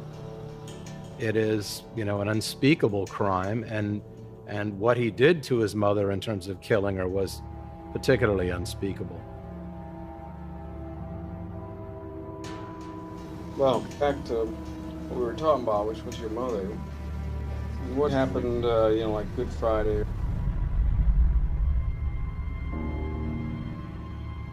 I walked over to her bedroom, looked in. She was just finishing a book. They made put the lights out. She saw me peek in. And I walked in. She said, "I guess you want to talk all night till morning now." And I said, "No, not really." I said, "We'll talk tomorrow." And I went back into my room and waited. I smoked cigarettes for another hour. Ed told me, he goes back to his room, that one side of him is fighting with the other side. Whatever goodness is still there, and whatever darkness and evil is still there, are debating for hours. Should I go in and kill her? Should I not kill her? Should I kill her? Should I not kill her? And finally, the dark side wins. I went back in the room, and she was sufficiently asleep. I walked up to her and looked at her for, God, it was a long 2 or 3 minutes. I started getting real nervous inside, very agitated. This has been a childhood fantasy of mine for many years. I was just about to do it. I had a knife in one hand and a hammer in the other. It was extremely sharp.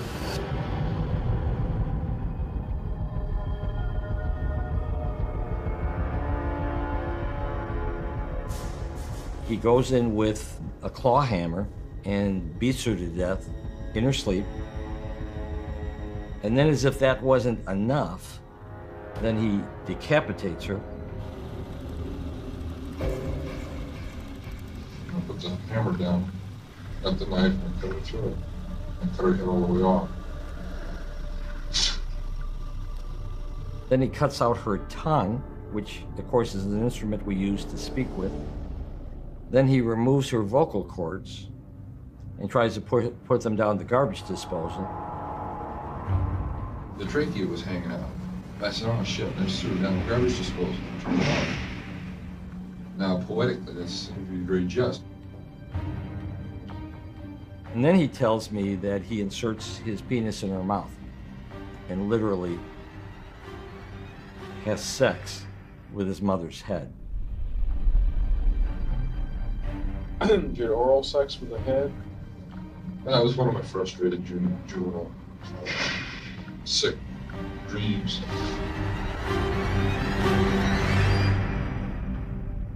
Kemper murdering his mother is one of the most horrific things a human being can do to another. I mean, murdering your own mother, it certainly speaks volumes about their relationship. You know, I think my dad's conclusion was that was the source of all of Kemper's real issues, was his relationship with his mother.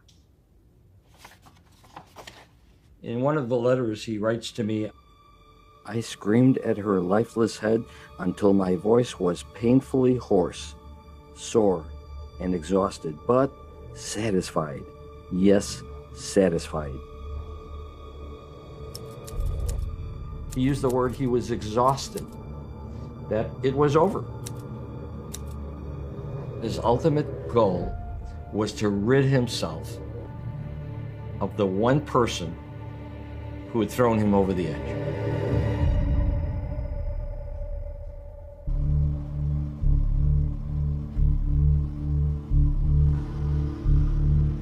And what did you do? Just started driving around. Left my car with all my guns in it. Got some more beer, got drunk.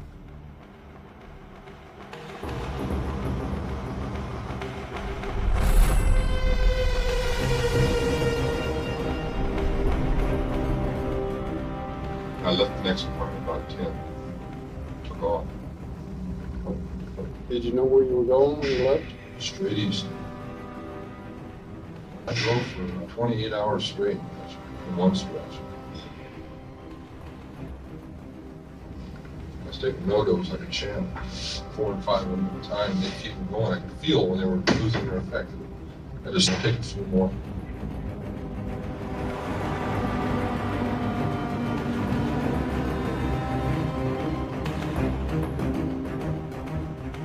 What if the police had tried to pull you over?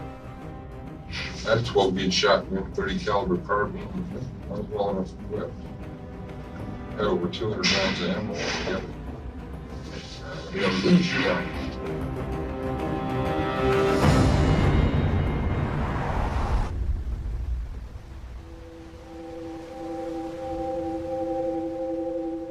So it was Easter of 1973. It's a time for reflection and family and having some downtime, some relaxing time. And then the bubble breaks.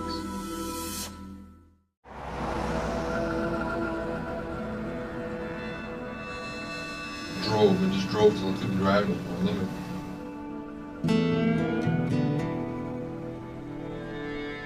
I didn't realize Colorado was so desolate out there, west side of the state. In fact, I think it might have had something to do with me blowing it, you know, just having to call the cops to come get me. After hitting those real high hills, I started thinking about turning myself in.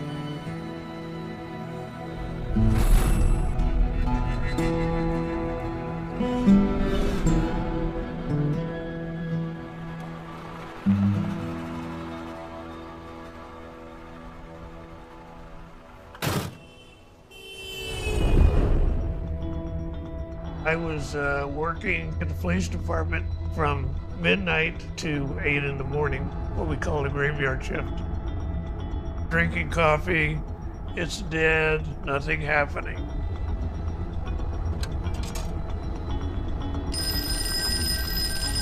Suddenly the phone rings, and Andy, the officer working the radio, is talking to whoever is on the phone. He said something like, I'm not going to wake him up. You call back in the morning. Click, hung up. I couldn't believe from that being noticed now. It turned out it was Tuesday morning and I still didn't know anything. What's going on?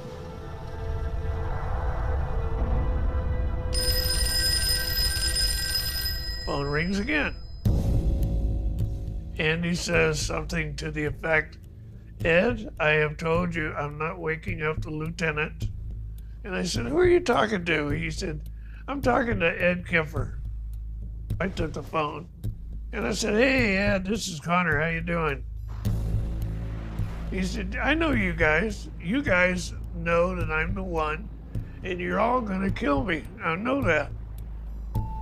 I said, Ed, I have not a clue what you're talking about. He said, well, I killed my mom and I just want to give myself up. I said, where are you? He said, I'm in Pueblo, Colorado. So now I covered the receiver. I told the other officer, call Pueblo PD and have him go out and hook this guy. I get a hold of Mickey and Luffy and I get him out of bed. I answered the phone and it was Jim Connor. And he said, hey, do you know a guy named Ed Kemper? And I said, yeah, I just took a gun away from him about a week or so ago. And he said, well, he is now in Pueblo, Colorado, wants to turn himself in for a couple of murders. And he said to get a hold of you because you know exactly where he lives. So at 5 o'clock in the morning, I'm standing there in my underwear on the telephone and I can just feel the blood running all the way down. I was just cold all over. I want to get over to his house.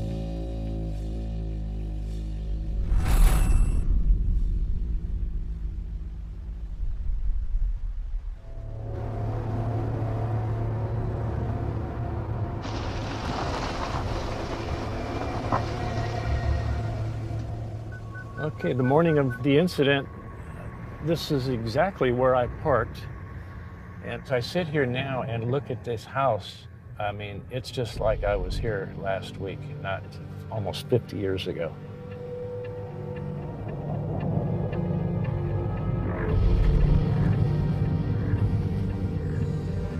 The duty sergeant at the time and myself did a canvass of the neighborhood to see if anybody had seen or heard anything suspicious. The people who lived upstairs said that they thought that there was kind of like a strange odor lately, the last day or two. Take a walk over this way. We went around the back of this complex and broke a window to gain access. Yeah, that's the fence back there where the gate and the window are just inside of it.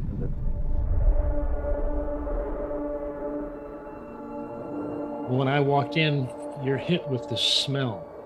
If you've ever smelled like a dead body, you'll never forget it, and that's what this was. And so we gave a cursory search to the inside of this apartment.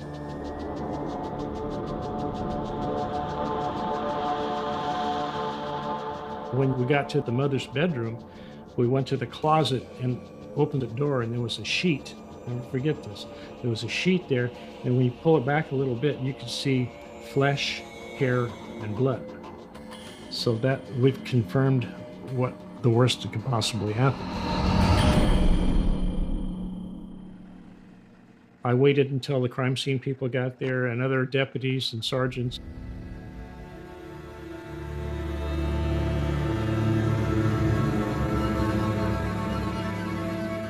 When we get to the bedroom, pull the bed from the wall and from where the pillows are to the floor is solid blood.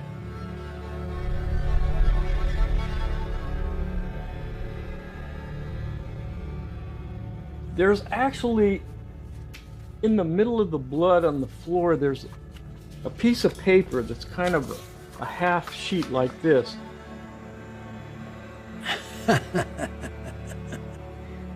Oh, I remember that. We found this confession Not sloppy and incompetent gents, just a lack of time. Got things to do. Approximately 5:15 a.m. Saturday. No need for her to suffer any more. Yeah, that was his note to us. Further we went, we were pulling shoe boxes out of the end of the closet, and we are finding body parts. Arms, hands, feet, legs. I went in there and I lift this towel up, and here's his face staring me right in the face. And it's his mother's severed head. It was just, let's put it this way, startling. There are a lot of things that I wish I had never seen before, and hope I never see again. So that's when we backed off. We went outside.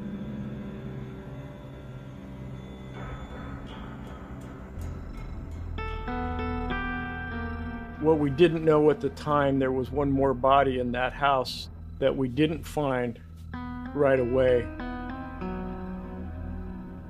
It was her best friend who was found dead in the front closet by the front door, and she looked beat to death.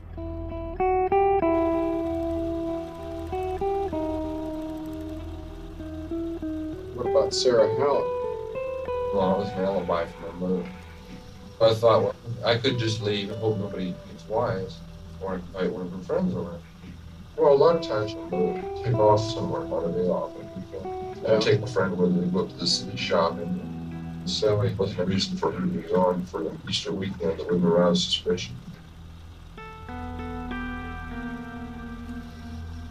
Got her in a chokehold and just picked her right up in the air. She was dead 5 minutes later after she walked in the door.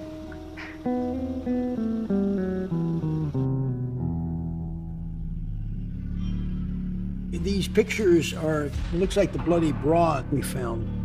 Also, we found the IDs and things of that nature of other victims. And it began to dawn on us that when we found stuff like that, he was the co-ed killer. Yeah.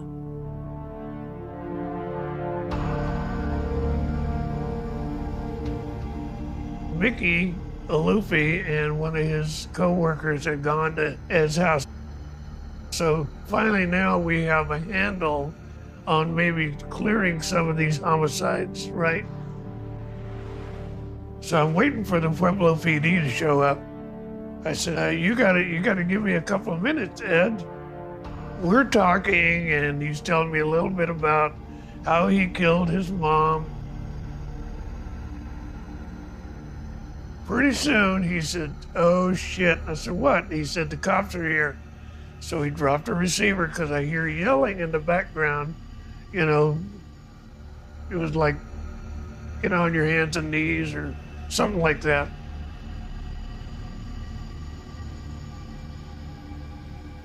I was back at the sheriff's office, and I was on the telephone with the authorities in Pueblo, Colorado, when Peter Chang walked in.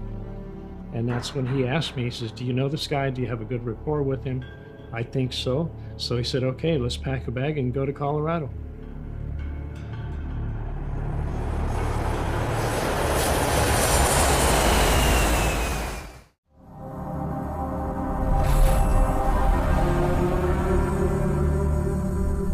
When we get to Pueblo, Colorado, we check in at the police department, and then they brought Kemper in. And he looked at me and he says, hi, Mickey, how you doing?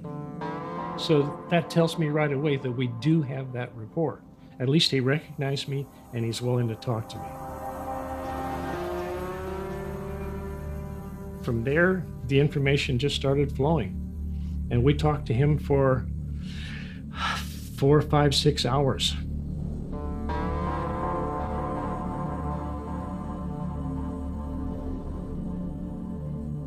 And he told us all about his victims.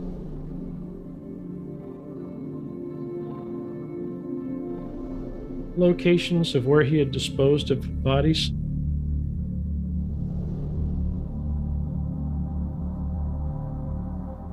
and stuff that we never even dreamed of.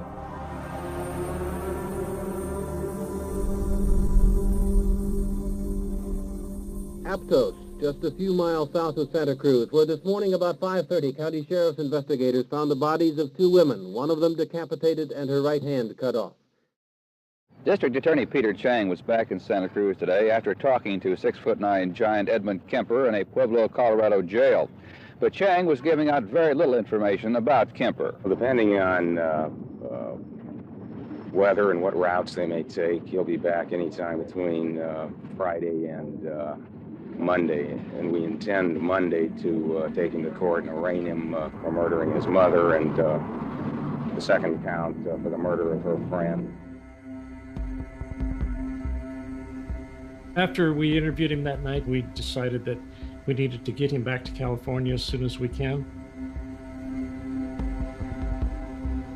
I remember when we stopped at a gas station, and he had to use the facilities, and because of the notoriety of the case, by the time we came out of the restroom, there was a crowd there, and he would strut back and forth so these people could see him.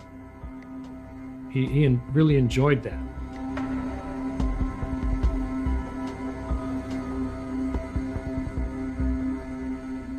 I was in the back seat with him. I was on the right and he was on the left for 3 days. And he was very jovial, very personable. The biggest thing that I gleaned out of that interviews and the time I spent with him was the fact that he was so matter of fact, that he had total recall, and that he felt no remorse whatsoever. I think those three things are probably the major things that I got out of that whole trip.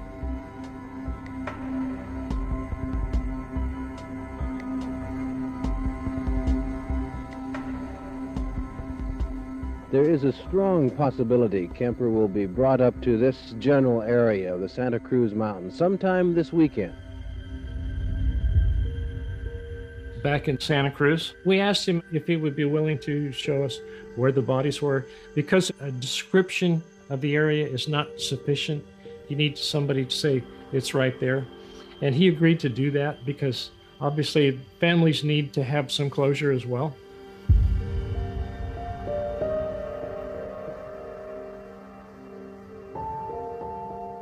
I was able to go out and find an arm that he had severed from Ikuku.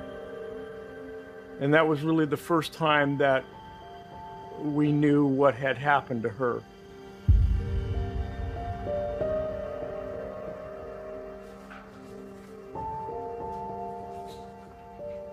The way I found out about Iko was through a newspaper article on this Edmund Kemper, and that he was responsible for taking Iko's life. And when I read that article, I just broke down and I just cried and I cried and I cried. I just couldn't believe it. And I had a very hard time trying to understand what happened to my friend. There is a part of reliving the pain of her loss. But I have to say, there's also the joy in recalling such a wonderful friendship and such a wonderful experience that I had with Iko for those years.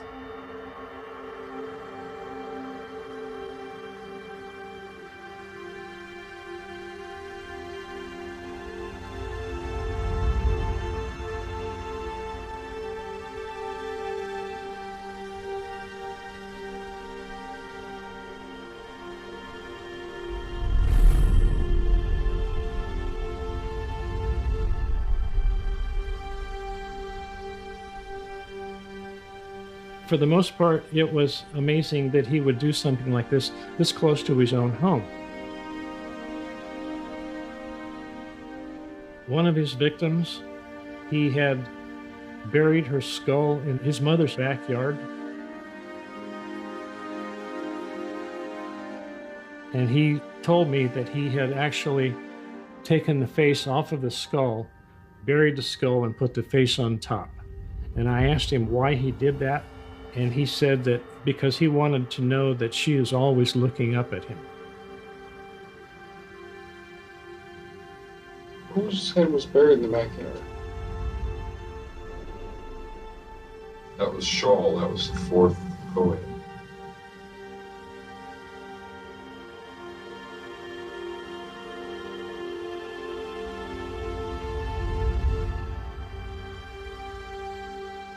I remember just looking down into that hole and knowing that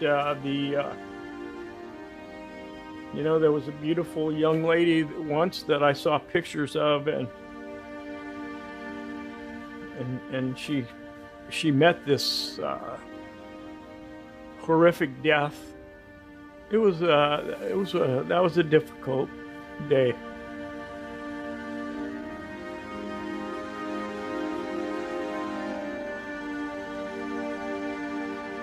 I thought about all these people that he had killed, and I thought, you know, if a judge ordered me to take him out to the river in the back of the courthouse and shoot him, I thought I could do it. I was that affected.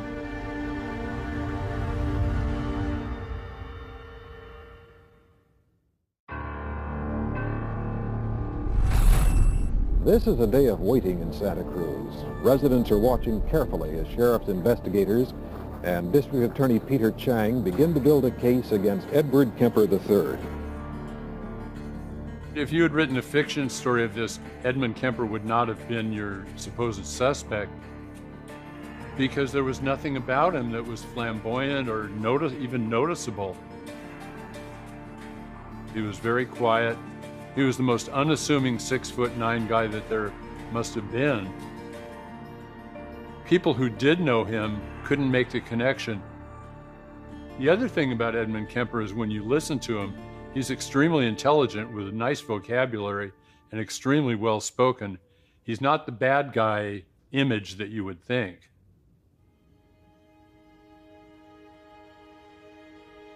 We had to pick him up early in the morning, drive him to Santa Cruz to meet with his lawyers, spend all day in court, meet with his lawyers again, and we would drive him back to San Mateo.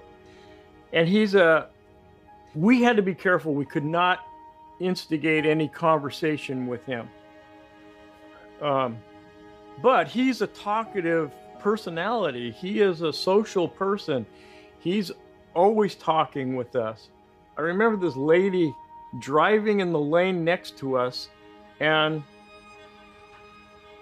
she's has her kind of head out the window drying her hair as we're driving along, and that really upset Ed Kemper, that she's not paying attention to her driving. She should get a ticket. You know, what is she thinking about? And I thought, wow, it's kind of a strange comment, thinking that she should get a ticket. This guy just killed 8 people, you know? It's like, where's the sense here?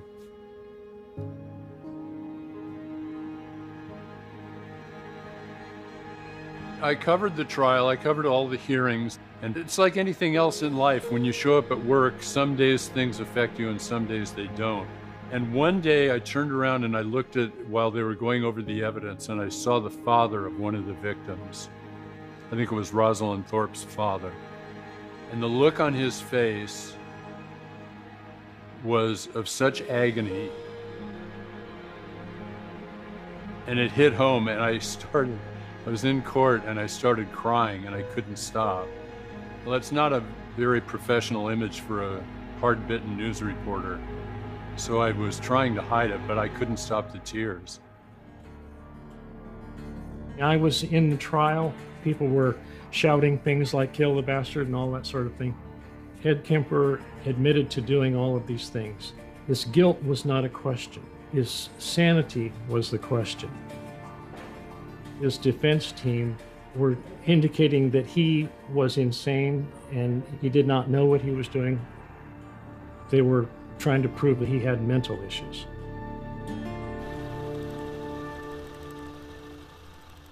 Well, you said you think you're sick. You think you're crazy?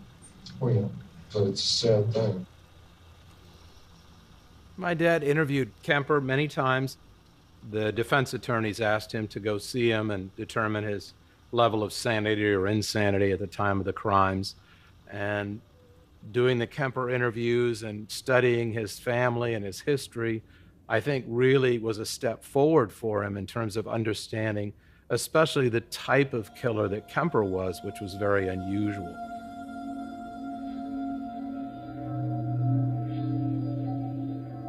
But there was one thing that he really didn't get to the bottom of, whether he was being truthful with my dad and expressing what he was really thinking. So he wanted to see if there were any repressed memories buried in his subconscious. So one of the things he did was administer sodium amytal, which is like a truth serum, just so he could try to get more into Kemper's subconscious to see if there was, any more there that wasn't coming out in the normal interviews.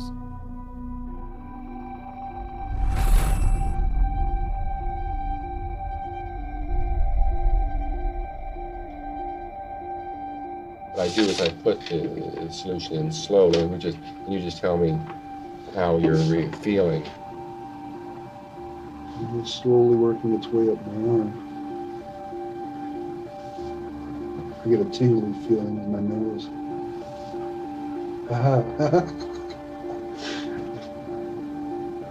Oh, I came in very tense. Yeah. I was afraid of what was going to come out, and now I'm not really worried at all. In order to administer the sodium amytal, Lundy had to make some arrangements with a local hospital. It was one of several different types of barbiturate type of substances that the military had tested out to see if it bypasses the cognitive guards and relaxes a person so that they will say more.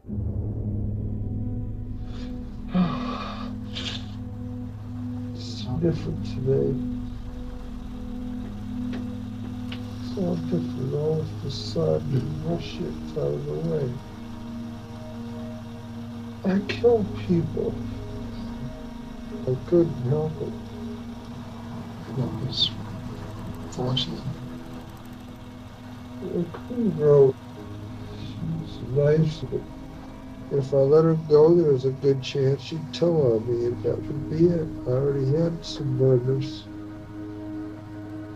I wanted to take some pictures of her so that it wouldn't happen again. I just look at the pictures.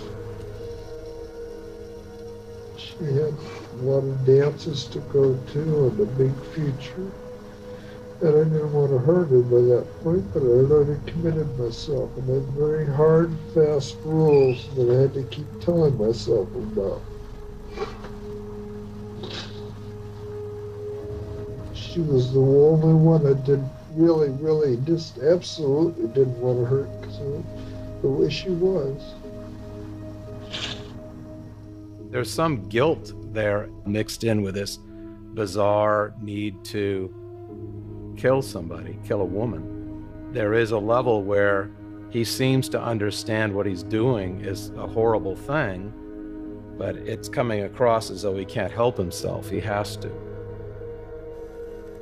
Was eating the bodies, parsing the thighs. At the time, immediately after killing? No, I cut pieces off. Kept it for a long time before I ate any of them. The thing was, I didn't want to kill anybody else, just defrosting some of it and eating it. But you tried to eat parts of a dead body to satisfy your drive to kill people. It was erotic enough. Brought back a lot of feelings, brought back a lot of thoughts. That would be a way of keeping yourself from having to have another victim by keeping part of the other victim and eating it. It was just little chunks of meat. Hearing him admitting to cannibalism, part of his need to possess.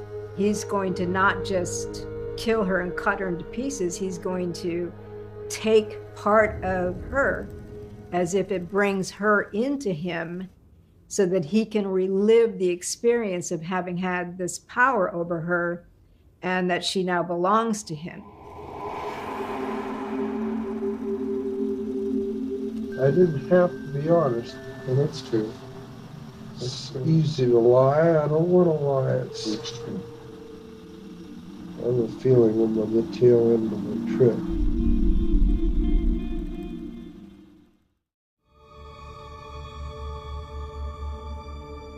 After interviewing Kemper, my dad was asked to give a report to the defense as to whether he felt Kemper was sane or insane. And the quandary my dad had was that by legal standards, Kemper was doing things that a rational human being would do. He was hiding his crimes, he was watching out for the police, he was thoughtful about how he committed his crimes. Because he understood what he was doing, it would be difficult from a legal perspective to say that he was insane. But from a psychological perspective, my dad felt that he was insane. The California rule to test for sanity is what we call the McNaughton rule. All of the psychiatrists that interviewed him said that he knew what he was doing, and when he was doing it, he knew it was wrong, so therefore he was not insane.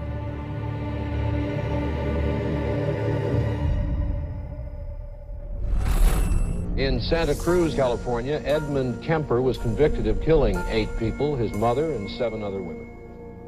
At the end of the trial, Kemper was found guilty of 8 homicides and was sentenced to 7 years to life, running concurrently, which essentially means that he would be there in state prison for the rest of his life. So after the trial and he's found guilty, it's such a relief. I can't tell you what a feeling of relief there is.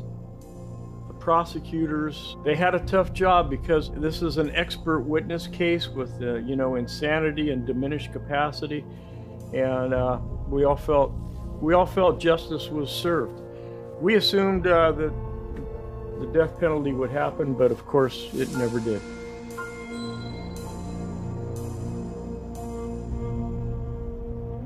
Kemper was given the death penalty, and after he was sentenced to death by the judge, Harry Brower, the law changed and suddenly capital punishment was made illegal.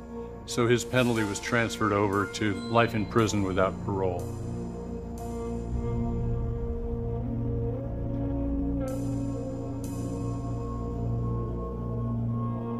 I think it's a fair assessment to say that Edmund Emil Kemper III fooled a lot of people. It could be the psychiatrist at Atascadero, it could be law enforcement, it could be his mother, it could be his friends, but unfortunately it also included his victims, and that's the bad part. Think he outsmarted you, Ricky?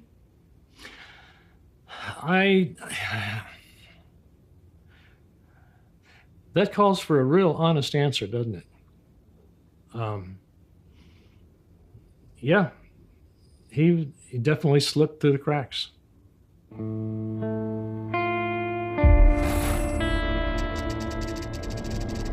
Kemper is serving a life sentence in the Correctional Medical Facility at Vacaville, California. He's kept in a segregated wing with just a few other inmates. All these years, he's been in the very same prison. It's been almost 50 years. He is 73 now, has had a severe stroke, is debilitated.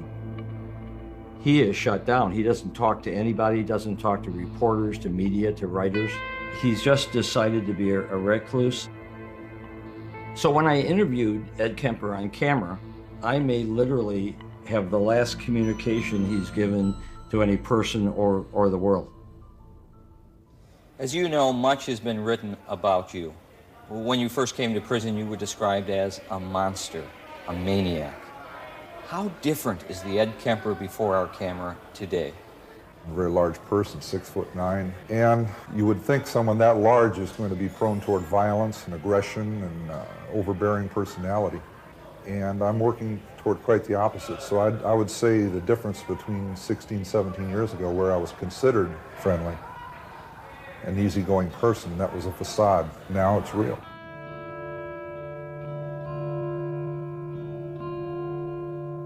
Ed Kemper is a very complex person. He realizes that all his life he has fought inside himself with both the good Ed Kemper and the evil Ed Kemper. But now he has found peace. He has found peace with God. One of the things he told me was if he ever got paroled, he'd want to be a missionary. He would visit inmates who were dying of AIDS and he'd minister to them. And I think, in a sense, in his own way, he was trying to say, maybe to the world, there is some good in me. I do like helping others. Visiting sick inmates gives me comfort, my hope to bring a modicum of comfort. Is this self-redemption? Am I just a do-gooder? I need to believe something in me is salvageable.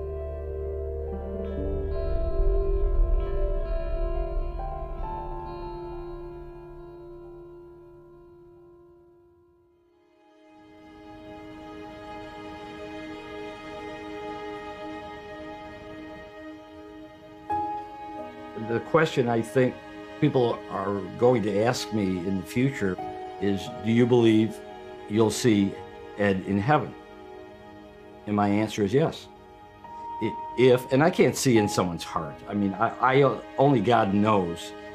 But based upon what I've seen, I believe I'll see him in heaven someday. Let me tell you, that is going to anger people to no end.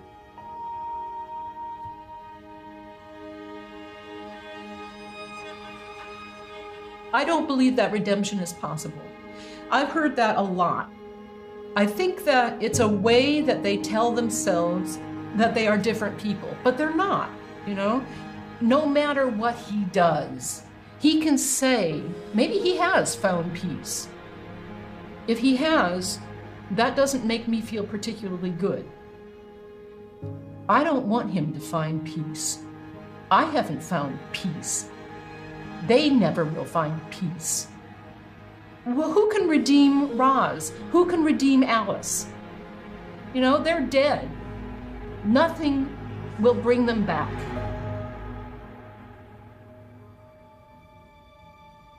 I think if any homicide investigator tells you that it doesn't affect you, then I don't think they're being honest, because at some level, it's in you. It's in my mind.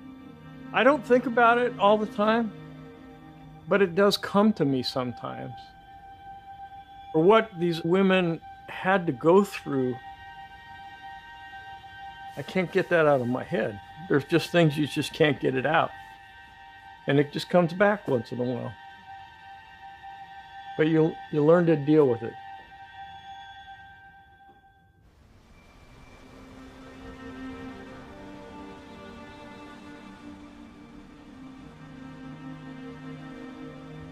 The impact that those murders had on Santa Cruz County is something that never should have happened. But I'm glad to say that we all got through it okay. I mean, it is a point in history that we'll probably never forget. Ed Kemper is having to pay for what he did, and I'd have to confess, whenever I drive by Vacaville State Prison, I kind of think about him a little bit, but then I keep going.